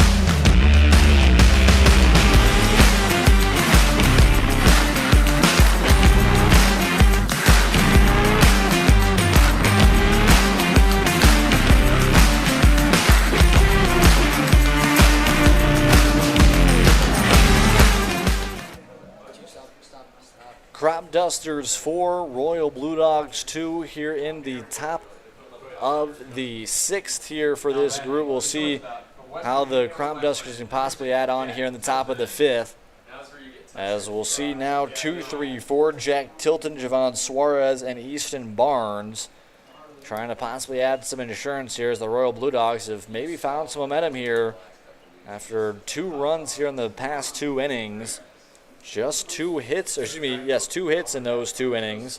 But a couple of mistakes by the Cropdusters have maybe given this Royal Blue Dogs teams a chance. Yeah, if you're Ethan Longfellow, you've got to take that momentum that you got at the plate and take it in onto the mound for this inning. You've got to deal. You've got to be able to command, and you've got to be able to hold the Cropdusters to no runs. Get your offense back out there, score some more runs. Yeah, Langfelder, 23 pitches coming into this inning, a 19-pitch 4th inning for him. And trying to maybe switch some things up here in the 5th. He really did struggle to an extent in that one. 2 different walks, and a big chance for the Cropdusters was dismantled by a line out at the top of the order by Thatcher Kozel to Luke Killinger. And now Jack Tilton here, back even at 2-2. Tilton, we mentioned, one of our impact players here for the Cropdusters, a really big piece, contact piece at the top of the order. 2-2, that one driven into center field. Trent Kozel's going to come in. Another diving play. Trent Kozel out in center field. What a day for the defenses. Multiple Sports Center top 10 plays for Trent Kozel out there in center field. And a big one this past game for Tanner Black. Defense is just playing like no other today. No. I mean, my Lord, look at this, dude. We have got the best this is the best defense I've ever seen in a 2-game period. I mean, everybody, it seems like, in that outfield has been able to make plays, putting their body on the line for that ball, trying to secure the victory. This is just amazing to watch. Yeah, I think from here, I thought that one was maybe even shot over Trent Kozel's glove out there in center field, but he came on, had a really good read on it, running straight in from center field, dove and laid his body out to make a great play. And a big first out here in the 5th, as we'll see Javon Suarez 0 for 2 today, the third baseman, even now at 1-1. 1-1 pitch here. There's that split finger, drops down in there for strike 2. As a hitter, if you don't see a split finger enough, which most of these hitters probably haven't had a lot of experience with the split finger, that pitch looks very foreign coming out of Felder's hand. So you can use that, if you're Felder, to your advantage and really use that as a good put-away pitch. 1-2, misses outside, couldn't get Suarez to chase. Now 2-2 pitch coming here from Langfelder after the really incredible play by the center fielder and Trent Kozel right before this. Trying to get 2 up, 2 down here in the 5th. This one, ground ball into the 5-6 hole. It'll be a single for Javon Suarez. And now a runner on with 1 out here in the 5th. Eli McDonald was that close to making another amazing play over that third. They call it the hot corner for a reason. That ball shot off the bat. And Javon Suarez was just able to get that one into the gap for a single, and the Cropdusters potentially have something rolling here in the top half of the 5th. See how Langfelder could adjust here. He was able to do a really good job after 2 walks this past inning. Got a strikeout and a line out to the right fielder, Luke Killinger. There is action currently in the bullpen. And a guy that's not usually used to being out of the bullpen, Evan Heeb, the pitcher of the week in the first week of action for the Royal Blue Dogs, may get some action out of the bullpen here in a close ball game. That one upstairs and hits Easton Barnes. And the Cropdusters dugout does not like that one. No, they take that as a sign of disrespect, but it's all fun and games, in the Corn Belt League this summer. But after that first out, Felder has been struggling with his command. He has hits and misses where it looks like he's commanding that fastball, but then he can't locate that fastball. So hitter to hitter, you never know what you're going to get out of Felder here. Langfelder is the one that gave up the game-winning hit by pitch for the Cropdusters in the first time these two teams faced off. We'll see now how we can adjust here in a little bit more of a pickle here with 1 out and 2 runners on. If I'm the Cropdusters, I'm going to put your hitters on the plate. Felder's working that inside part of the plate. I would maybe try to get some more hit by pitches, and I would move your hitters as close to the plate as you possibly can. Langfelder really thinking about Javon Suarez out there at second base. He reached on a single. Easton Barnes at first was hit by a pitch just a moment ago. Center fielder Cade Owens now swings and misses, and even the count back at 1. Nice pitch right there by Longfelder right there to utilize that 1-0 count to your advantage. You know you have to throw something there, and he threw it, and it was a great pitch, and let's see what he can work with on a 1-1 count. Looks back at second. There's the delivery. That one, another one to the 5-6 hole. They'll see if they'll test the arm. As Suarez is coming around third. High throw, not in time. Throw back to third is not there either. And a 1-out single for Cade Owens brings in the 5th run of the day for the Cropdusters. And they now lead 5-2. I thought Devin Jones let that ball travel a little too far in the outfield. I thought he could have approached that ball, charged the ball, made it a closer play at home. I thought he let that ball come way too far into him, but nonetheless, that was a nice 1-out single right there, and that extends the Cropdusters' lead back up to 3. And you talk about the high throw right there from Devin Jones. Although it was on line, it was ahead of the third baseman in Eli McDonald, and very well allowed now 2 runners in scoring position, and a chance for the Cropdusters to add on even more. And here for the right fielder, Trayton Koziel. Koziel came on another play by Devin Jones back in the second. Error on him. He came around to score, and then in the third, he struck out. Second pitch is in there for strike 1. And Langfelder, again, we'll see how much more of a leash they want to put on him, as Evan He looks to start to try to get warm here out in the bullpen. Nobody working in the Cropdusters bullpen so far, though. This one popped up. Ryan Eastham trying to get under it, just barely makes the play.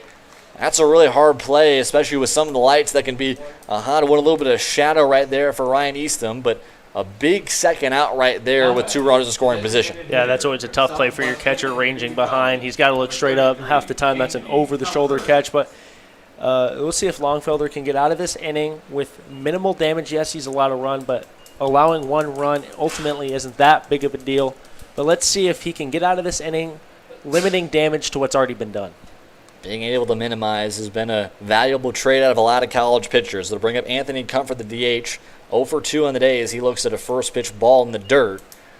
Another really good play as Ryan Eastham has had to do so much behind the plate today, running around, making some really good plays, has kept a lot of balls in front of him that might have went around him. He's been working in so many situations here in the hot night here in Omaha, Nebraska. Second pitch is upstairs for ball. Yeah, he's been working his tail off back there. He's had balls in the dirt, balls over his head. He just had that nice play over there down the first base line. You got to tip your cap to your catcher if you're these Blue Dogs pitchers. He's been really working behind the plate, and he's doing his best to keep everything in front of him and trying to limit this lead. 2-0 pitch. Another split finger is in there for a strike. And we really like to see how that split finger works. It looks like it's kind of more like a 12-6 curveball to an extent, but a lot more speed. It dips really, not as loopy as a 12-6 curveball. It really jumps in there inside the zone. Another fastball is just on the outer half for strike 2. And now a good position here for Langfelder to get out of this one with just 1 run let up. To your point, yeah, a split finger, yeah, it has more rotation and it doesn't drop as much. But a lot of these hitters aren't used to seeing split fingers, so he can really use that to his advantage. 2-2 pitch coming here. That one high and inside. And it'll move the count full. Very key pitch right here for Ethan Longfelder. But if he does draw a walk, it's not the end of the deal, because then that end of the world, that would load bases and that would put a force at all 4 bases. So in reality, a walk really wouldn't be that bad. Like you mentioned, an open base at first. Payoff pitch. This one fouled back, and we'll do the 3-2 once again.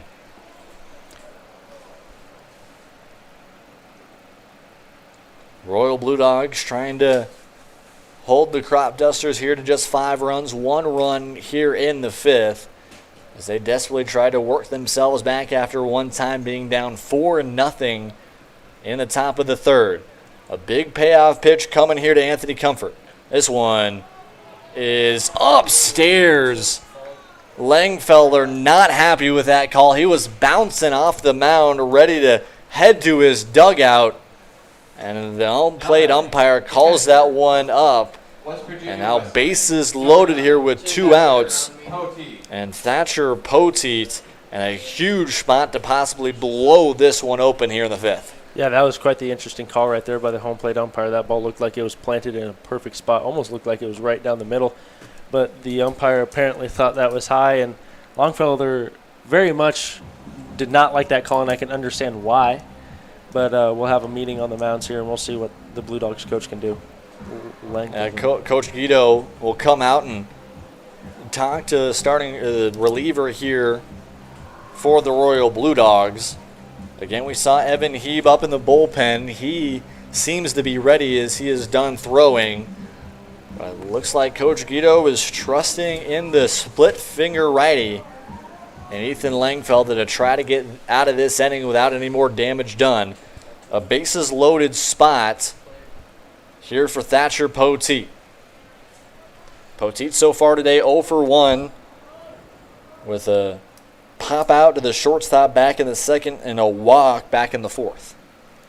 Yeah, Langfelder's, a hit right here could do some serious damage, and if you're Thatcher Poteet, you're just sitting on, you're waiting for Langfelder to make that mistake that you can easily just take into a gap. A base hit or a double could easily score 2 to 3 runs, and we'll see how Langfelder approaches this AB. First pitch is low for ball 1. We see a little bit more talk from the Royal Blue Dog fans here. There's been some calls that a lot of these guys have not liked too much. 1-0 pitch coming here to Poteet. That one fouled out of play, leaving the count back up at 1s. Yeah, that's what you love about the Corn Belt League. The players get involved, the players get into it, but the fans also get into it. And that's kind of what makes the Corn Belt League so special, is that you get involvement from everybody, your community, your fans, your coaches, and the players. Yeah, definitely a special day here on Father's Day to show out for some of these guys. Langfelder, that pitch on the fastball is just outside. Now 2 balls and a strike here on Poteet. No better way to spend your Father's Day by watching the Corn Belt League on YouTube and spending it with your dad, spending it with your son, watching some baseball.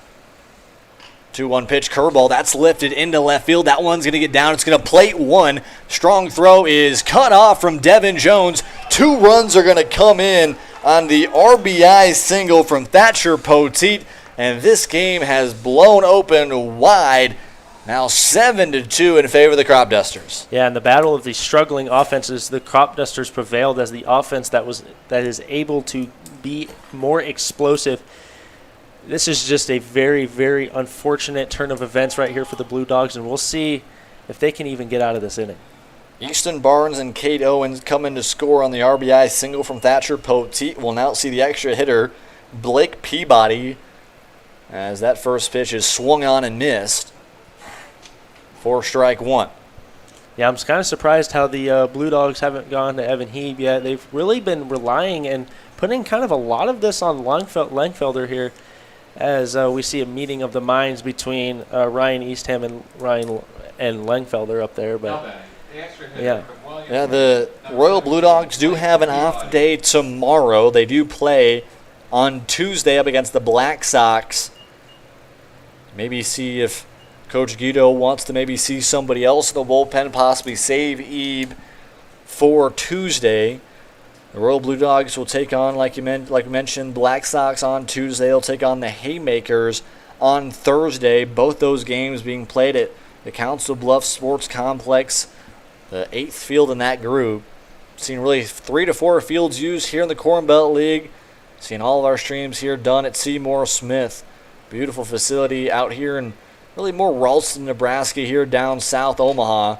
As this one is grounded over to short, Brennan Redding. Strong throw onto first is in time for the 3rd out of the inning. Either way, a big inning for the Cropdusters. They add on 3 more, and they lead now 7-2. The top of the 5th inning.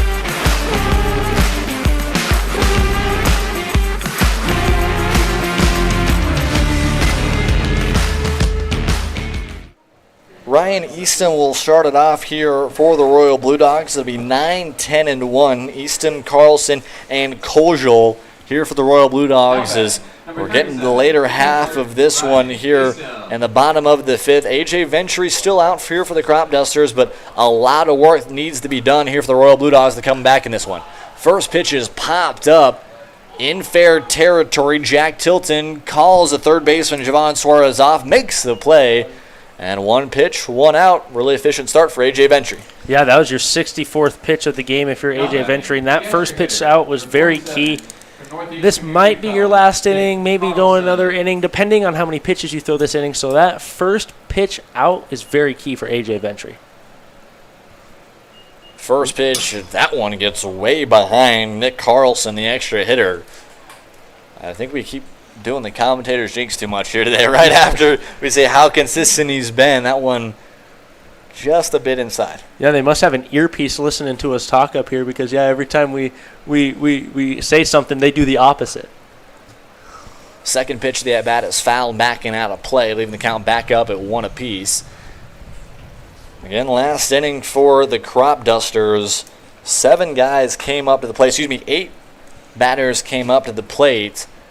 Slated 3 runs as that one, the will call to say that it'll hit him, and Nick Carlson here with 1 out. They'll still discuss this one a little bit more as the 2 umpires will converge, and the Royal Blue Dog fans as well as Coach Guido are not quite happy. I think they're trying to see if it either hit the cap of the bat or they handle the bat. They will call it a hit by pitch.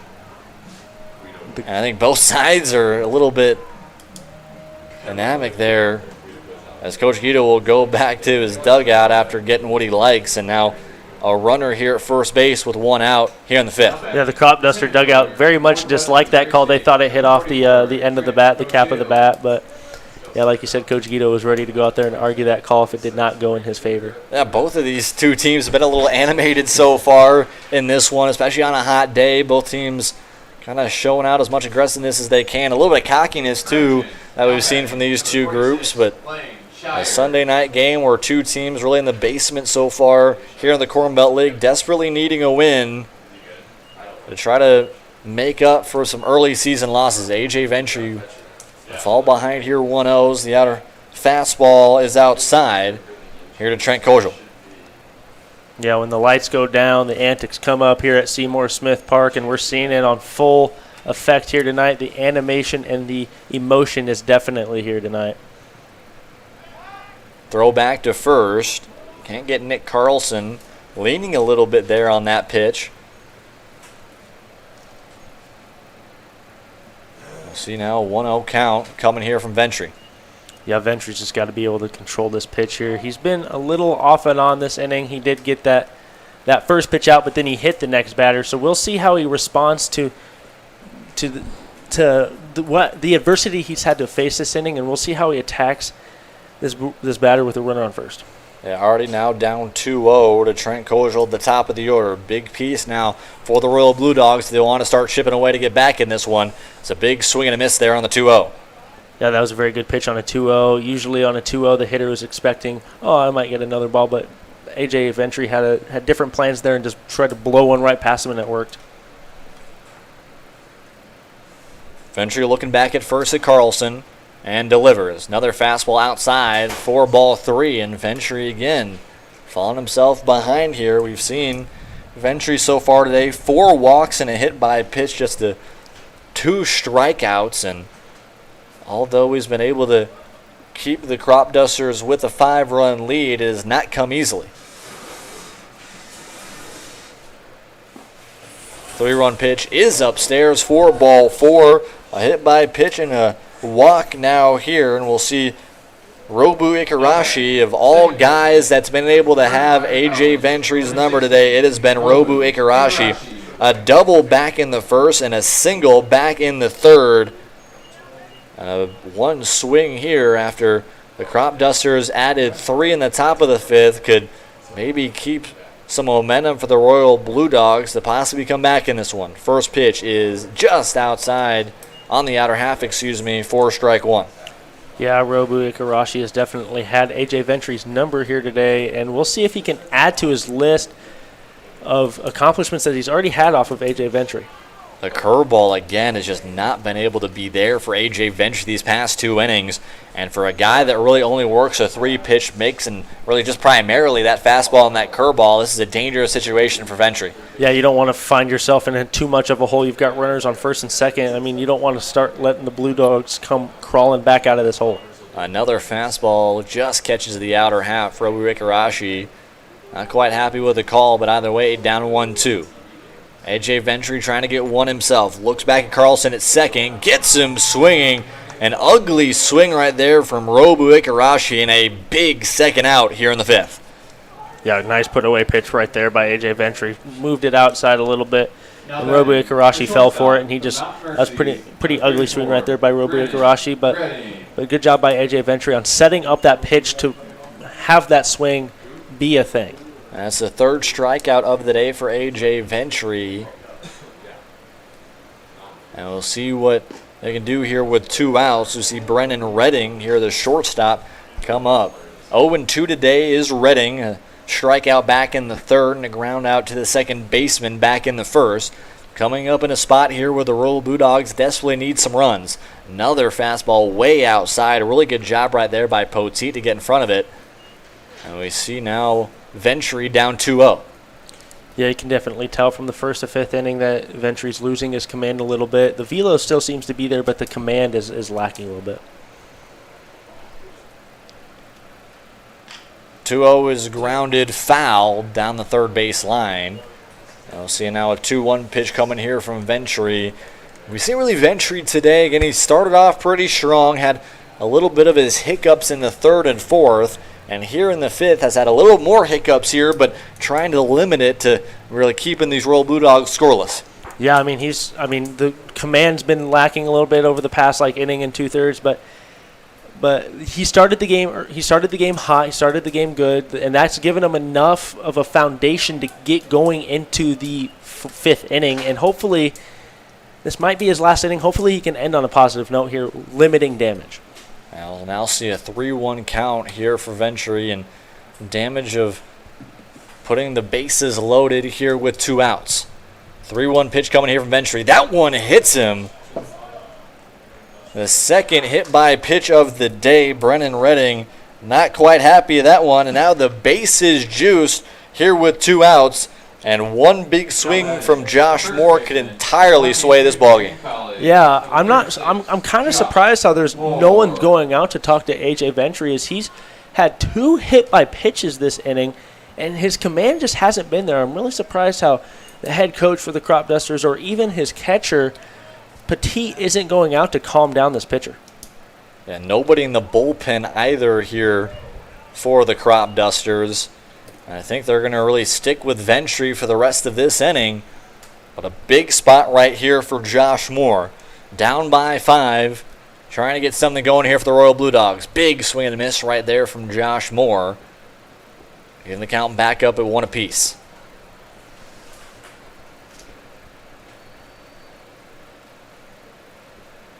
One pitch coming here. That one grounded foul down the first base line. And now Ventry in a good spot here, up 1-2. Locating your curveball right here is key. You've got a 1-2 count. This would be the time for a perfectly placed curveball. I'll see how his off-speed's been working. That's the curveball has been the question mark, though. We've seen him really lose it a couple of different times so far these last couple at-bats. 1-2 pitch here. There's the curveball. It's in there for strike 3. Ventry finds the curveball and gets his 4th strikeout of the day, and a big momentum boost for the Cropdusters after the Royal Blue Dogs leave him stranded.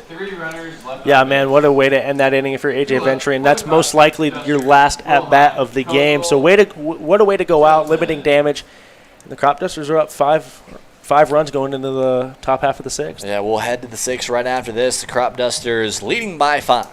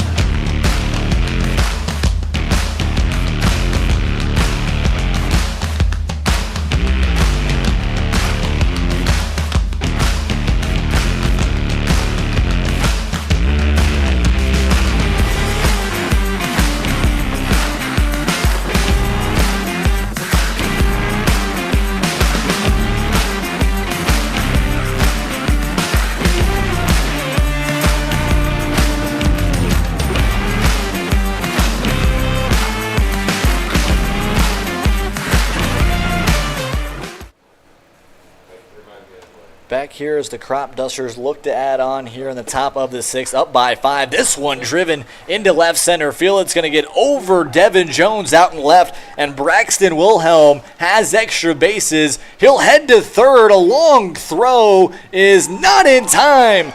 Braxton Wilhelm with a leadoff triple to start off the sixth. Yeah, man, what an absolute laser of a hit right there to start off the inning, and Devin Jones never really got a good read on that ball off the bat, and it just looked like that he lost the ball, but he threw an absolute cannon. He had an absolute cannon from left field there and almost made it a close play here at third, but what an absolute seed of a hit to start the inning, and the Cropdusters are in business early.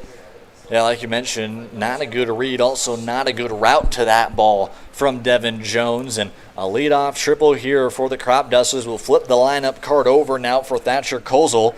Kozel 0 for 2 on the day, had a walk back in the first, but a strikeout in the third and a line out in the fourth, and trying to find his first RBI of the day with a runner 90 feet away as he's ahead now 2-0. Langfelder is back for his third inning of work here. We'll see if Coach Guido wants to put anybody else out there, like we saw Evan Heeb in the bullpen a little bit ago, but I think down 5, you want to be able to have the rest of your pitching staff available for the rest of this week with 3 more games until Saturday. Right. I mean, yeah, like you said, you got 3 more games, and you do have a day off Monday, so that does help. But, yeah, I mean, you want to try to save as much arms as you can, knowing that, yeah, you have 3 games left this week to play.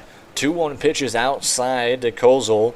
See now 3-1 here, and Langfelder once again is really struggling to find himself being consistent inside the zone. 30 strikes, just 28 balls. This one is driven, a very high fly ball out to right. Luke Killinger is underneath it. They'll test the arm. No, they won't. A long throw from Killinger. We thought we saw Braxton Wilhelm. He really went off the bat after the catch, but stopped himself about 30 feet down the third base line. It definitely would have been out by at least 15 feet right there, but a smart choice by Wilhelm to stay at third. That was quite the interesting decision right there by Wilhelm. I mean, that ball wasn't hit very deep to right field, so when I saw Wilhelm starting to run down the line, I was questioning the decision right there by Wilhelm, but he did hold up, and he's back on third. Jack Tilton lines this one to short. That one's going to get down, and it's going to be an RBI single for Jack Tilton. Odd play right there for Brennan Redding. Had to come up on that one. Didn't know if he wanted to let it go back to him and have a long hop for a throw to first. Decided to go up and try to dive for that one, but really just an inch in front of his glove. And it gets into left field, and now the Cropdusters extend their lead. It's now 8-2. That's an interesting play right there. I mean, he had the option of either going for the diving catch, which he took, or playing it safe and playing it as a ground ball, which would have given you almost certainly an out, but he decided to go aggressive, which cost him a run and an out. The RBI single puts Jack Tilton at 2 for 2 on the day. Had a double back in the third. And now we'll see Javon Suarez, the third baseman now, 1 for 3 on the day with a single and a run this past inning in the fifth. Yeah, I've been really impressed with the Cropdusters at bats. They've been really patient, working counts. They've been able to work deep into counts, which has been able to absolutely drive the pitch count up of the Royal Blue Dogs. And they've been able to get on base very consistently by means of walks and hits. They'll check back at Tilton at first. Good block right there by Josh Moore to keep it in front of him. And Tilton, another guy at the top of this order that has some speed. We saw Wilhelm with that speed, with that triple, working around the base paths. And I think this Cropdusters team is really like to understand, like the Rail Riders that we saw this past game, likes to use that 9 and 10 spot usually as a secondary leadoff setup. Right, I've started to see that a lot more in baseball teams as of recently, having 2 really good hitters at your 7 through 10 spot to provide a nice offensive spark in the bottom half of your lineup, which can be very key late into games when you get yourself into a situation where you're like, oh, I need a hit, and knowing that you have that guy in the bottom of your lineup. 2-1 pitch is low to Javon Suarez, and Langfelder once again in jeopardy of putting 2 runners on here with just 1 out. 3-1 pitch is popped right over us here in the press box, and we'll have a payoff pitch here as that one was oddly thrown a little bit by Ryan Eastham. I think Langfelder will want another ball as that one almost careened away and possibly got toward Javon Suarez. But a big offensive day so far from the Cropdusters, trying to add on even more. 7 hits so far today. Yeah, the Cropdusters have been really hitting the ball well. It was kind of a battle of the struggling offensive teams, but the Cropdusters proved that they are a better team than we all give them credit for. Tilton is off. It does not matter. It'll be a 7-pitch walk as we see Jack Tilton move up to second. Javon Suarez now at first. Number 22. And we'll see now 3, 4, and 5 here if the Cropdusters can keep this inning going. It'll be Easton Barnes. Barnes over 2 on the day. Was hit by a pitch back in the 5th and came around to score. This one driven deep into center field. Trent Kozel underneath it makes the play. Jack Tilton running on the 3rd. It's going to be a close play, but cut off by Brennan Redding. And now runners on the corners here with 2 outs. And we've seen more and more Cropdusters hitters be able to barrel up Langfeld this past inning. Right. I mean, Langfelder's just been really struggling. His command, he's missing over the heart of the plate, and the Cropdusters are taking advantage of that, and they're hitting off of him. I mean, they're doing the simple thing, and they're just getting on base via the base hit. And the Blue Dogs just keep digging themselves an even deeper and deeper hole. 68 pitches, 35 of them strikes for Langfelder, make it 36 on that split finger on the outer half. As you see, Kate Owens now down 0-1. I mean, Langfelder's been able to go deep into this game, but he hasn't been too hot on the mound for the Blue Dogs. This one grounded over to third. Eli McDonald, strong throw on the first. Beautiful pick by Josh Moore at first for the 3rd out of the inning. However, the Cropdusters do add on 1 more. An RBI 1-out single from Jack Tilton makes it 8-2 in favor of the Cropdusters. We head to the bottom of the 6th. 6 outs left to go for the Blue Dogs that come back in this one.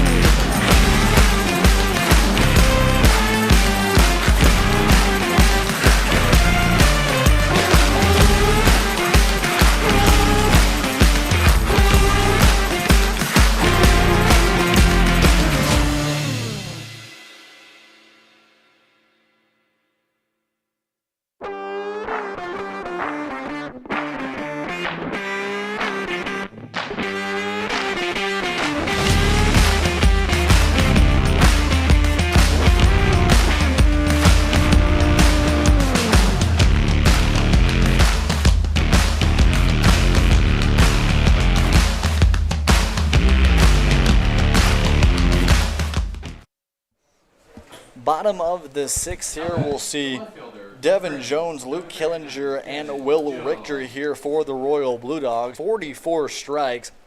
Does have 2 runs allowed, only 1 of them being earned. 5 walks, which has been the struggle, but does also have 4 strikeouts. But again, we'll see how much more of a leash they give to AJ Ventry here after kind of struggling these last 3 innings, but has done a really good job being able to minimize some of the opportunities the Royal Blue Dogs have had. And you almost have to think into the mind of the Cropdusters coach that they're trying to save arms. I mean, yeah, you have a day off tomorrow, but, maybe you're having Ventry go deep just so you can, save your other 4, 5, 6 arms for the games later in the week. But, I mean, he's up to 80-some pitches, so seeing him out there right now is very surprising. Ventry the 2-1. Devin Jones there trying to put down a bunny, pulls back, now 3-1. The Cropdusters do play tomorrow and Council Bluffs up against the Black Sox. They'll have Tuesday and Wednesday off, then play the Red Raiders on Thursday. 3-1 pitch coming here from AJ Ventry. That one swing and a miss. Yeah, Devin Jones trying to utilize his speed right here. He's trying to get on base. I mean, having Devin Jones on base is very, very key. He utilizes his speed. Well, he won't get on base on this one. The 11th strikeout of the season. That leads the Corn Belt League. And Devin Jones really struggling here as he is 0 for 2 tonight. Did have that one run back in the fourth after the walk, but again, it's really when he can get on base is the biggest piece. That's when he's most dangerous. He's had a really tough time getting on to first base. Right. I mean, I'd say the biggest key for the Blue Dogs is trying to get Devin Jones on base. You can easily utilize that speed in hit and runs and suicide squeeze situations. So I'd say for the key for the Blue Dogs going forward is trying to get Devin Jones on base. That's the 5th strikeout of the day for A.J. Ventry. Still nobody up in the bullpen for the Cropdusters. I think believe we see he back up for the Royal Blue Dogs. It is another lefty out there in the pen for them. But I think it's really a thought process of how do you want to mix up the rest of this week? Do you want to go to your number one to try to keep yourself back into this, or you're trying to get other guys some chances? Right, maybe they'll use him in like the 7th inning for a 3-out short pitch situation, which would save his arm quite a bit for the games later this week. Or, I don't know, maybe they're just using him as like a tactic in case something goes wrong. I'm not quite sure what's going on, but quite interesting going on over there. Ventry has been somewhat interesting himself. He's really struggled being able to find the zone. And a lot of times it has been very, very far outside of the zone, as you saw in that last pitch. He's getting really frustrated, and again, I'm kind of confused that we haven't seen anybody up in the bullpen with how frustrated we've seen Ventry so far these last couple innings. And a guy that doesn't seem quite as confident, why not try to see somebody else? You're up by 6. Right. I mean, the body language hasn't been there. If you're the Cropdusters, you almost want to go to someone new, vary up your looks. And, I mean, you're up by 6, but going to someone new could give you a renowned, rejuvenated style of play. Luke Killinger walks on 5 pitches. And now a runner on here with 1 out for Will Richter, the designated hitter. Richter today 0 for 1 with a strikeout back in the 4th. Did have a walk back in the 2nd. And again, this is a time we say time to chip away, but it really isn't as much. You're down to your last 5 outs, down by 6. You need at least 2 or 3 here to make it even decently interesting going to the 7th. Right. I mean, you just need a couple runs for moral. Even putting up 2 runs on the board would just help your morale a little bit. Gather the guys in the dugout, come together, get 2 runs. Make yourselves feel a little bit better, because a 6-run loss is a lot harder on you than a 4-run loss. 0-1 pitch coming here from Ventry. Big swing and a miss right there from Will Richter. We will see a change here. It'll be number 45, Tommy Rowland. Rowland looking for his first hit of this season. He's 0-5 so far with 3 strikeouts and a walk. As we now see a couple more possible changes looming. 2 guys in the bullpen for both of these teams, as this one is skied out there into left field. Thatcher Kojal underneath and able to make the play for the 2nd out of the inning. Yeah, 5 outs remaining for the Blue Dogs, and it's not looking too hot for them, but anything can happen in Omaha at this point in the year. June brings magic in Omaha when it comes to baseball, so you never really know what could happen in the later stages of this game. There's a righty up in the Cropdusters bullpen now, as well as a lefty possibly trying to get going. Obviously, the first pitch there from Ventry is high. There's another lefty, that is Tommy Rosario, out in the bullpen for the Royal Blue Dogs. If we do end up seeing more of them here in this next inning in the 7th. Another pitch, throw back to first. Unable to get Luke Killinger a little bit off of first base. Rosario, if they do see him, has been all right for this group. Had 6 hits in his 2 appearances and 7 innings of work. Did have 3 earned runs, but a guy that they've at least been decently comfortable with in different moments, as that one's popped and caught by the head coach for the Cropdusters to throw it back to his pitcher, A.J. Ventry. Yeah, man, everyone's making plays out here today at Seymour Smith, so the plays are flowing here, and they're flowing very, very rapidly. This one popped foul near us here and will go out of play and move the count now to 2-2. Yeah, Thatcher Petit almost had a beat on that ball, but unfortunately it just kept carrying out of play. The wind's kind of died down here tonight. Earlier in the day, the wind was blowing straight out to left field. Now the wind's dying down. So you almost have to think that also plays a little bit of a factor into how balls are hit. Ventry trying to get through his 6th inning of work here on the 2-2. That one just inside to Eli McDonald here. A.J. Ventry thought he had a strike 3 call there, but even though it looked a little bit inside. Tommy Rowland is off on the pitch. That one is high. 4 for the second walk of the inning for A.J. Ventry, and that very well could be his day. Yeah, Eli McDonald likes what we like to call in summer ball hard 90s. He absolutely unleashed his speed down the first base line right there. Trying to electrify the Blue Dogs offense here. We'll see what the Cropdusters do. Maybe they bring in a new pitcher. Tonka on the mound here. We'll see how comfortable they feel in Ventry. Of course, up by 6 here, so we'll see if they want to leave him in or take him out. It looks like they're still talking to him here. They'd have a righty and a lefty in the bullpen. Number 17, Blake Peabody. Number 19, Logan Davis. And that will be the end of the day for A.J. Ventry. We'll see a righty come into the ball game. Blake Peabody will introduce you more to the reliever right after this.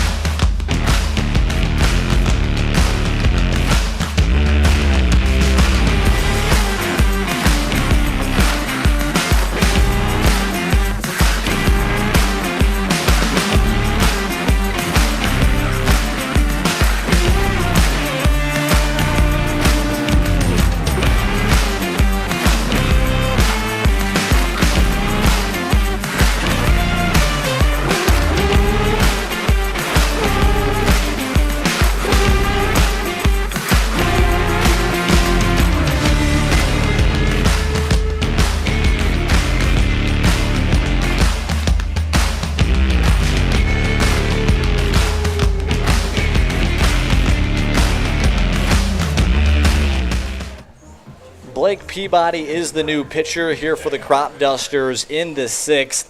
He has 2 appearances so far this season. Was on opening day up against the Haymakers, really struggled with 2 earned runs on 2 hits and 2 walks. Had a little bit better of a relief appearance last Tuesday up against the Rail Riders, pitching an inning, no strikeouts, but no walks and no earned runs, as the first pitch is a ball to Ryan Eastham. Blake Peabody growing up not too far from Seymour Smith Field in Ralston. Through 13 and 2/3 inning his senior year with a 7.17 ERA, 14 earned runs, 14 strikeouts, and 10 walks. So little bit of a struggle his senior year. We'll see if he can can get it done here for the Cropdusters in the bottom half of the sixth. Yeah, we'll see Peabody here really working straight over the top. A lot of those curveballs are going to come straight from his ear, kind of more 12-6 movement. And now Peabody finds himself behind 2-1. There is another guy up in the bullpen. We believe it's Logan Davis for the Cropdusters, out down pass play, out down the right field line. Well, hopefully for the Cropdusters, they can just lean on Peabody here, as now he falls behind, now 3-1. And jeopardy here of loading the bases here with 2 outs, as Nick Carlson is on deck, the extra hitter. Yeah, Peabody doesn't have the most experience as a pitcher at the college and high school level. It's kind of interesting that the Cropdusters are going to him right here, but it is a 6-run game, so maybe they're just trying to vary looks. 3-1 pitch is upstairs for ball 4. 3 different walks here in the 6th, and now bases loaded here with 2 outs. And Nick Carlson in a big spot, and one big swing here would make it at least interesting. Yeah, one big swing could put the Blue Dogs within 3 to 4 runs. We'll see what the Blue Dogs do here and how they approach this at bat. I mean, you got to be patient on Peabody. It does not look like he's going to give you a lot of pitches in and around the zone. Drawing a walk would be ideal. You do have 2 outs, though, so you can be a little bit of aggressive at the plate. I believe we'll see Trent Koziel at first base. I could be incorrect. Well, did see a switch, so a different runner out there at first base instead of Ryan Eastham, as that first pitch to Nick Carlson is fouled off for strike 1. What you like to see out there from Blake Peabody, though, is that he threw that ball so hard his hat came flying straight off of his head. So that's what you like to see if you're the Cropdusters coach, is seeing max effort out on the mound from Peabody. 0-1 pitch once again is fouled back, nearly identical after the first pitch. And again, that does seem to be Trent Koziel, so it's maybe interesting to see who's the flip at the top of the order if we do see it here for the Royal Blue Dogs. 0-2 pitch coming here. That one in the dirt. A good block right there by Thatcher Poteet. And maybe a waste pitch right there on the 1-2. Like you mentioned earlier, he kind of has an more over-the-top release, so he can really kind of disguise a curveball coming out of his hand, make it look like a fastball, but have that late action to it. 1-2 coming here. That one grounded up the middle. It's going to be a 2 RBI single for Nick Carlson. And something going here for the Royal Blue Dogs as they cut the deficit to 4. Yeah, just like we talked about earlier, that 2 RBI single makes this a very interesting ball game. Granted, the Blue Dogs are still down by 4, but like I said earlier, a 6-run loss and a 6-run deficit looks a lot better than looks a lot worse than a 4-run deficit. So the Blue Dogs are definitely in reach of the Cropdusters. We'll now see Lane Shires come into the leadoff spot as he takes a big hack. There's an odd switch as we saw Trent Koziel go from being at the top of the lineup now to a pinch runner, as he's out at second base currently. Yeah, I mean, if you're the Blue Dogs, you still got runners in scoring position, so a base hit could make this a 3-run game, which would be ideal. You've got to be able to rely on your pitching staff going out into the top half of the 7th to keep you in it.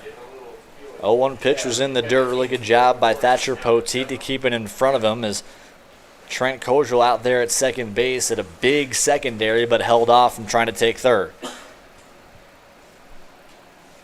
Still a big cushion here for the Cropdusters. 0-1 pitch is in there for strike 2. I think if you're Blake Peabody right now, although did let up that 2-run single up the middle, can't be too discouraged right now with a 4-run lead. I mean, yeah, you just got to go out there and just be aggressive. I mean, you're working with a 4-run lead. 0-2 pitch is in the dirt. We'll see now 1-2. Checking on here to be 2-2. Apologies, our scoreboard up top incorrect. 2-2 pitch coming here from Peabody. That one driven into left field. Another run is going to come in to score, and it's cut off. It is now a 3-run game. All of this has been coming here with 2 outs. And it's 8-5 now as the Blue Dogs inching their way back. Back-to-back RBI singles, that one by Lane Shires. Yeah, we have a ball game now. The Blue Dogs, all of a sudden, their bats have came alive. They're really working counts. I mean, Peabody really isn't known for being a primary pitcher, so they've been able to use that to their advantage and taking advantage of that weakness. Still 2 runners on here with 2 outs. As the first pitch curveball is just upstairs to Robu Ikarashi. And a couple of fans didn't quite like that call. Again, it's now a ball game, 3-run game right now, and Robu Ikarashi really had A.J. Ventry's number today with a single and a double. Has an opportunity to make this even more interesting. That one gets away from Poteet, and the runners move up 90 feet. Now 2 runners in scoring position here with 2 outs. And this has really all been coming with 2 outs here for the Royal Blue Dogs. Killinger with the 1-out walk, then a fly out to left from Tommy Rowland. McDonald walk, Easton walk, then 2 RBI singles by Nick Carlson and Lane Shires. And we see Robu Ikarashi now had 2-0 in the count up against Blake Peabody. That one low, just able to nick the bottom of the zone for strike 1. Definitely a good 2-0 take right there from Robu Ikarashi. We'll see if he likes anything more here on the 2-1.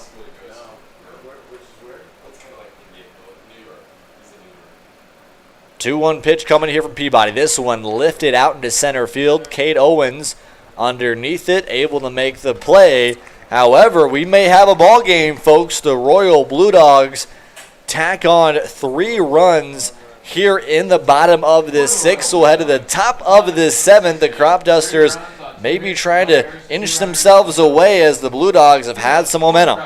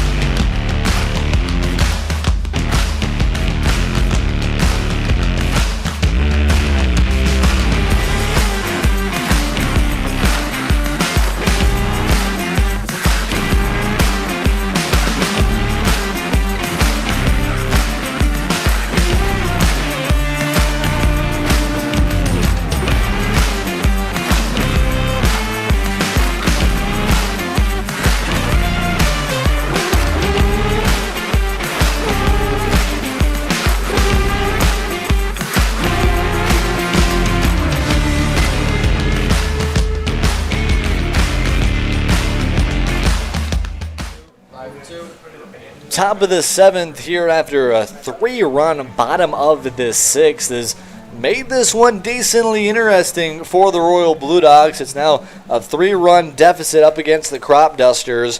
Ethan Langfelder will come out once again for his 4th inning of relief work. We thought we might see Evan He. There's a couple different guys that we thought we might see here for the Royal Blue Dogs, but they've really kept it in here for Ethan Langfelder. Yeah, despite Langfelder's lack of command at some points, the Blue Dogs are trusting him. They're still sending him out there. You almost got to think it's a lack of pitcher thing for the Blue Dogs. Another swing and a miss right there. We've seen a couple of those so far here today from Trenton Colgill. Had that strikeout back in the 3rd. Did score the first run of the day for the Cropdusters on an error by Devin Jones out and left, and then popped up to the catcher last inning, or excuse me, 2 innings ago in the 5th.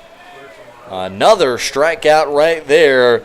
2 on the day for Trenton Colgill, and the 3rd of the day for Ethan Langfelder. Yeah, that was a nice pitch. He dropped it off a platter right there and had Colgill swinging at air. So that's a quick first out right there for the Blue Dogs, which is exactly what you need. That'll bring up the designated hitter, number 33, Anthony Comfort. As we've really seen the momentum sway more towards the Royal Blue Dogs side. It's going to be a tall task for them to come back in this one, as this one's grounded to Brennan Redding. A hard play, twist around, and he throws it away. Second error on the day for Brennan Redding. And we see Anthony Comfort stretch that one into a two-bagger. And now a runner here in scoring position with one out here in the 7th. Yeah, Redding had to field that ball on the run, and he had to do a little bit of like a spin move to gather himself and get that ball to first. And I think that spin move really threw off his ability to grab the ball cleanly and make a clean throw. And now Anthony Comfort's sitting on second. Like you mentioned, a runner in scoring position here, possibly an opportunity for them to add on, as we'll see the catcher number 9, Thatcher Poteet, 1 for 2 on the day with an RBI single in the 5th, a walk in the 4th. And they popped out to the shortstop and Brennan Redding back in the 2nd.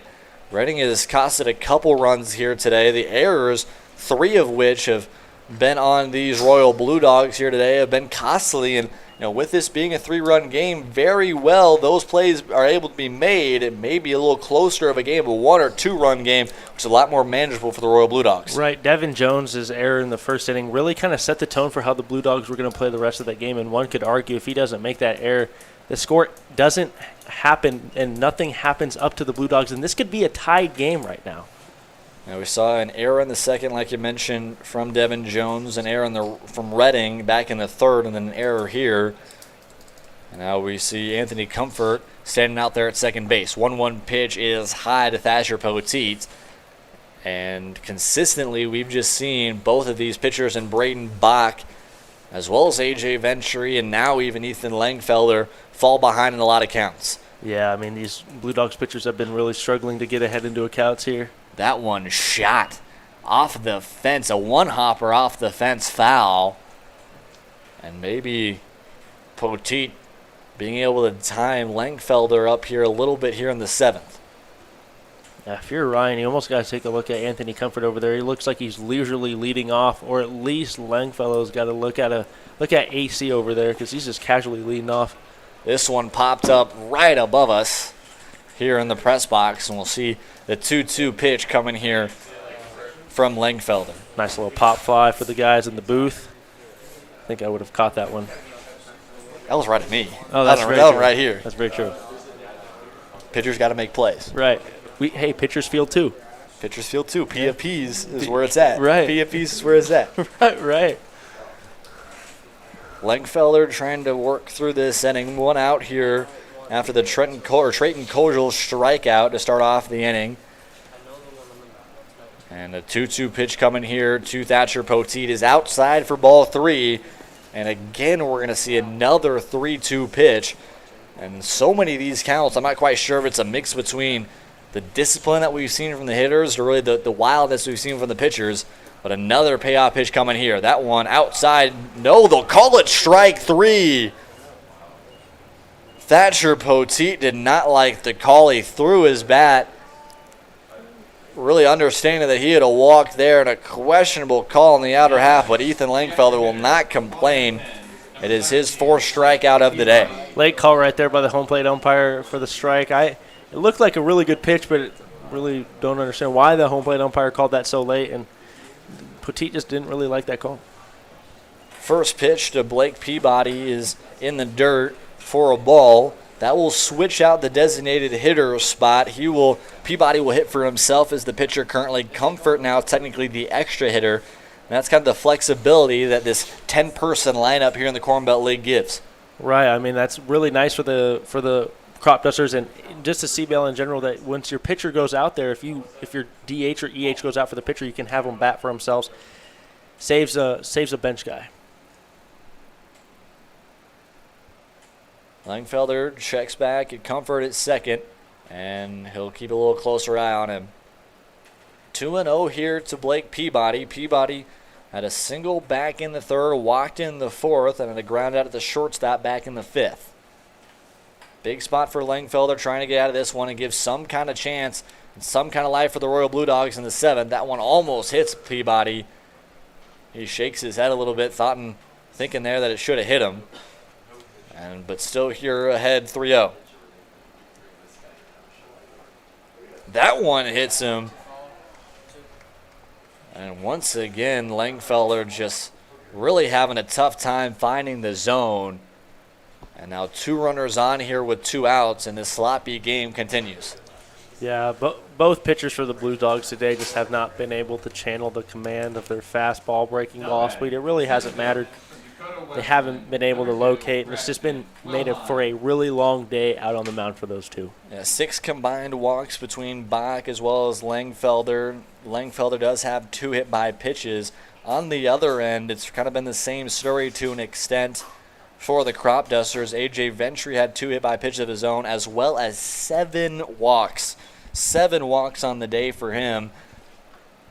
And, man, it's just really the control issues have been real. Cropdusters themselves have had their pitching woes, but A.J. Ventry, overall, a very strong performance today. The Royal Blue Dogs are one of the more dominant teams when it comes to pitching. It's mainly been Bach as well as Evan Heeb that have done the job for them. Tommy Rosario has been a pretty consistent guy to the left side for them as well, but really struggling here against, oddly, a pretty struggling offensive team in the Cropdusters. They already, here in this one, have 7 hits compared to the Royal Blue Dogs' 6, as Braxton Wilhelm drives that one foul down the third base line. Wilhelm had that huge leadoff triple, this past inning in the 6th. That really started a real good piece and then came around to score on the Jack Tilton single that was almost dove and made by Brennan Redding, but just got into left field. And this one driven out into left center field. That one's going to get down in front of Devin Jones. A long throw will be cut off. And an RBI single for Braxton Wilhelm. Wilhelm now 2 for 3 on the day. And he just continues this Cropdusters dominance from the plate. Yeah, the Cropdusters, I mean, they came into this game batting 171, and that's just not ideal. But they've really gotten the bats going this game, and they've been really teeing off on these Blue Dog hitters, and they've been really impressive at the plate, working counts and just taking what the pitchers are giving them. 8th hit of the day for this group as that one is in front of Devin Jones once again. He's had a lot of action out there as this Cropdusters group is doing a really good job of putting into left center gap as the first pitch to Thatcher Kozel is outside for ball 1. Kozel today, one of the lone guys that struggled, has not found a hit so far, is 0 for 3 on the day with a strikeout in the 3rd, a line out to the right field in the 4th, and a fly out to the right fielder in the 6th. He looks at a 1-0 for strike 1. Righties are going to left field, are pulling the ball. Everybody's taking it to Devin Jones. Devin Jones just must be a magnet out there, but I feel like Devin Jones, his fielding today has just been lacking. I feel like he hasn't been able to come up on the ball quick enough and make plays that really should be made.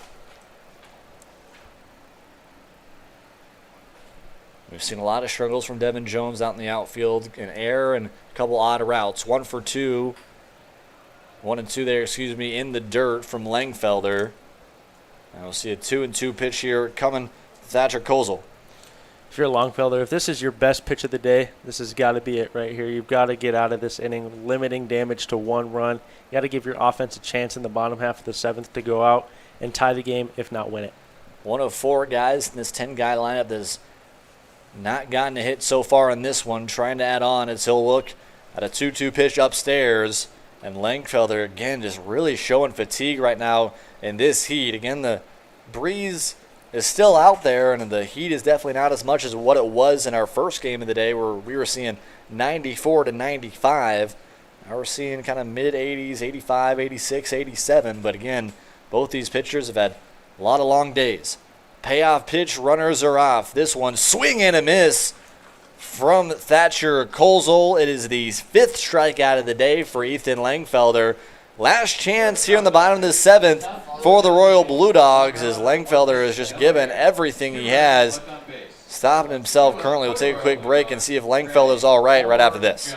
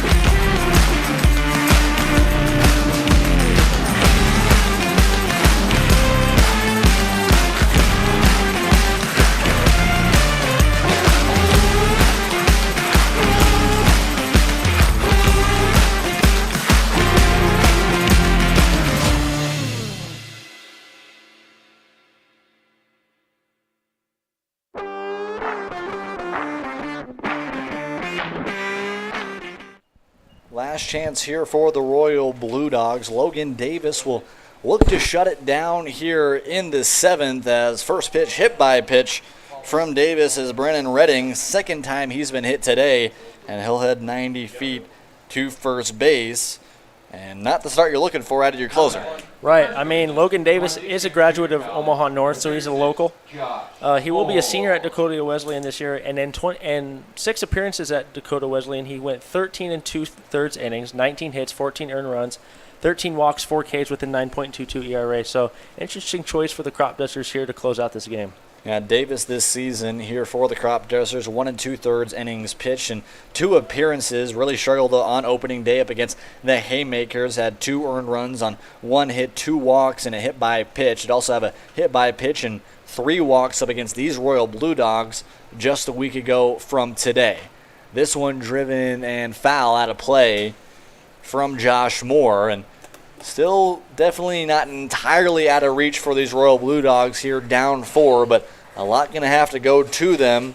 Here's we see now 3, 4, 5. Brennan Redding, now Josh Moore, and then Devin Jones right after that here in the 7th. This one by Moore is line foul down the left field line. And we now see Davis ahead 1-2. Yeah, we'll see if Logan Davis can put a nice put away pitch over the plate here. Get him swinging at something either in the dirt or outside.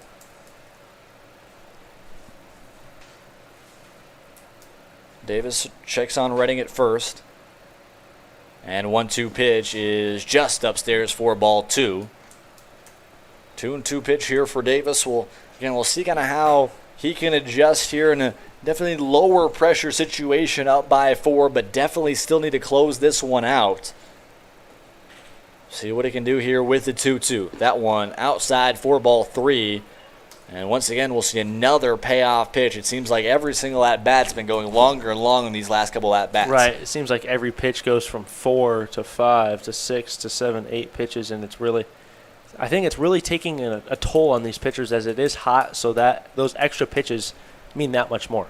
3-2 pitch coming here. Swing and a miss. First strikeout of the day for our pitcher in Logan Davis. The second strikeout of the day. First swinging for Josh Moore. And you talked about maybe some fatigue here for some of the pitchers. Ethan Langfelder, hopefully if his day is done, 95 pitches and 4 1/3 innings of work. Had 7 strikeouts, although 7 walks and 2 hit by pitches.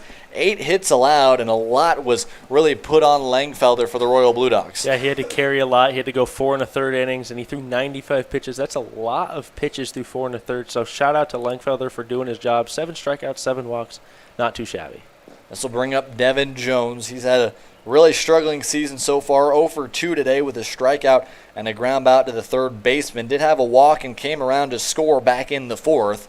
And here with 1 out, trying to maybe find some kind of last little fight here for the Royal Blue Dogs in the 7th.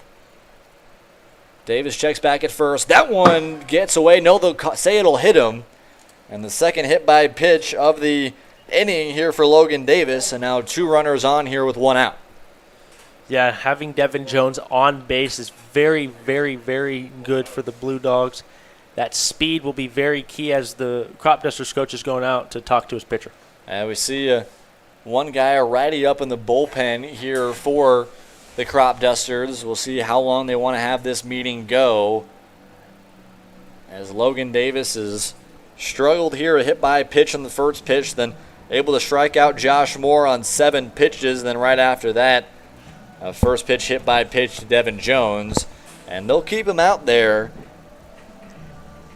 to go up against Luke Killinger here, the right fielder. Killinger 0 for 2 on the day, had a ground out to the first baseman, 3-1 back in the second. A fly out to the center fielder in the 4th, and a walk this past inning in the 6th. Down by 4 here, but a couple big swings, trying to get something strung together here for the Royal Blue Dogs. Could give themselves one last fight here in the 7th, with 2 outs left for them here in this one. First pitch is in there for a strike to Killinger. Yeah, good first pitch right there by Logan Davis. He's been struggling with this command like on that last pitch, sending it to the backstop. So getting ahead early and giving yourself pitches to work with will be key for these upcoming 2 outs. Davis checks back at second, now delivers. That one in there for strike 2. And another maybe questionable call right there. This Killinger did not like that strike call. You almost have to wonder if maybe the umps are starting to get tired and want to go home. And you can't let that as a pitcher affect how you go out there. And as a hitter, you also can't affect how you approach it. 0-2 pitch is just low for ball 1. Really good take right there by Luke Killinger. Again, going to need to be a long at bat right here for Killinger if they want to see the Royal Blue Dogs come back in this one. 1-2 pitch, swing and a miss, second strikeout of the inning. And if we see how it's been going so far, hit by pitch and then strikeout, hit by pitch, now a strikeout. Think you're waiting for a hit by pitch? I might go with that hit by pitch. We'll see. I mean, if the trends stay trendy, then the trend will be correct and we'll get a hit by pitch here. That would be something else. Tommy Rowland in for the second time here today. Flew out this past inning in the 6th, the left fielder, and Thatcher Kozel. And possibly the last hope here for the Royal Blue Dogs with 2 outs here in the 7th. The umpire thought that was just outside, but it looked like it may have snuck the outside part of the plate, but the umpire thought otherwise and called that a ball. Logan Davis trying to get out of this inning without any more additional runs. Definitely a lower pressure situation as he now finds himself down 2-0. If you're Logan Davis, maybe put a ball over the plate and hope your defense can make a play. I mean, you got 2 outs, you're up by 4. I mean, you can afford maybe a run, but if your defense can make the play, trust your defense. Yeah, that's been some of the question marks so far. We see 9 total free passes and possibly a 10th here as we see now Davis down 3-0 here to Tommy Rowland. A lot of big question marks to see here for this pitching staff of the Cropdusters to see what they can do next. But Davis is going to have to climb the ladder back here up against Rowland. Yeah, if you're Rowland, you honestly have a green light here on 3-0. 3-0 pitch is outside for ball 4. Bases juiced here with 2 outs. And that'll bring up the possible tying run in Eli McDonald. And honestly, in a 4-run game, bases loaded here with 2 outs. There's not a better power hitter in this Royal Blue Dogs lineup than Eli McDonald. Yeah, I bet the Royal Blue Dogs are very happy they got Eli McDonald up. 2 outs, bases loaded, bottom of the 7th inning. This is a situation every kid dreams of.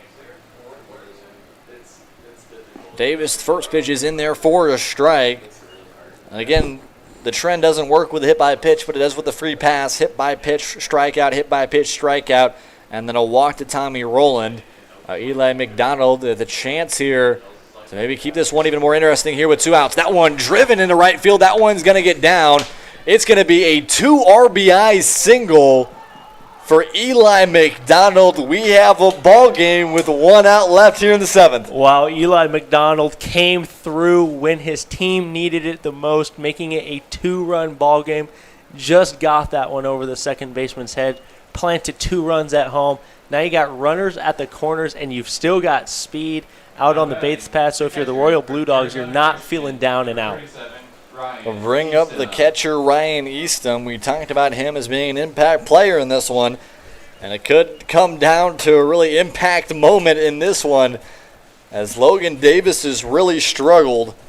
Now runners at the corners here with 2 outs. And the tying run at first base, the winning run currently at home plate. That one's fouled out of play.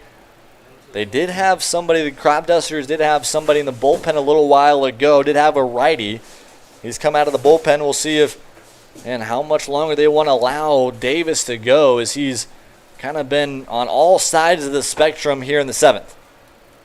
0-1 pitch coming here to Eastham. This one driven into center field. Kate Owens is under it, and that will do.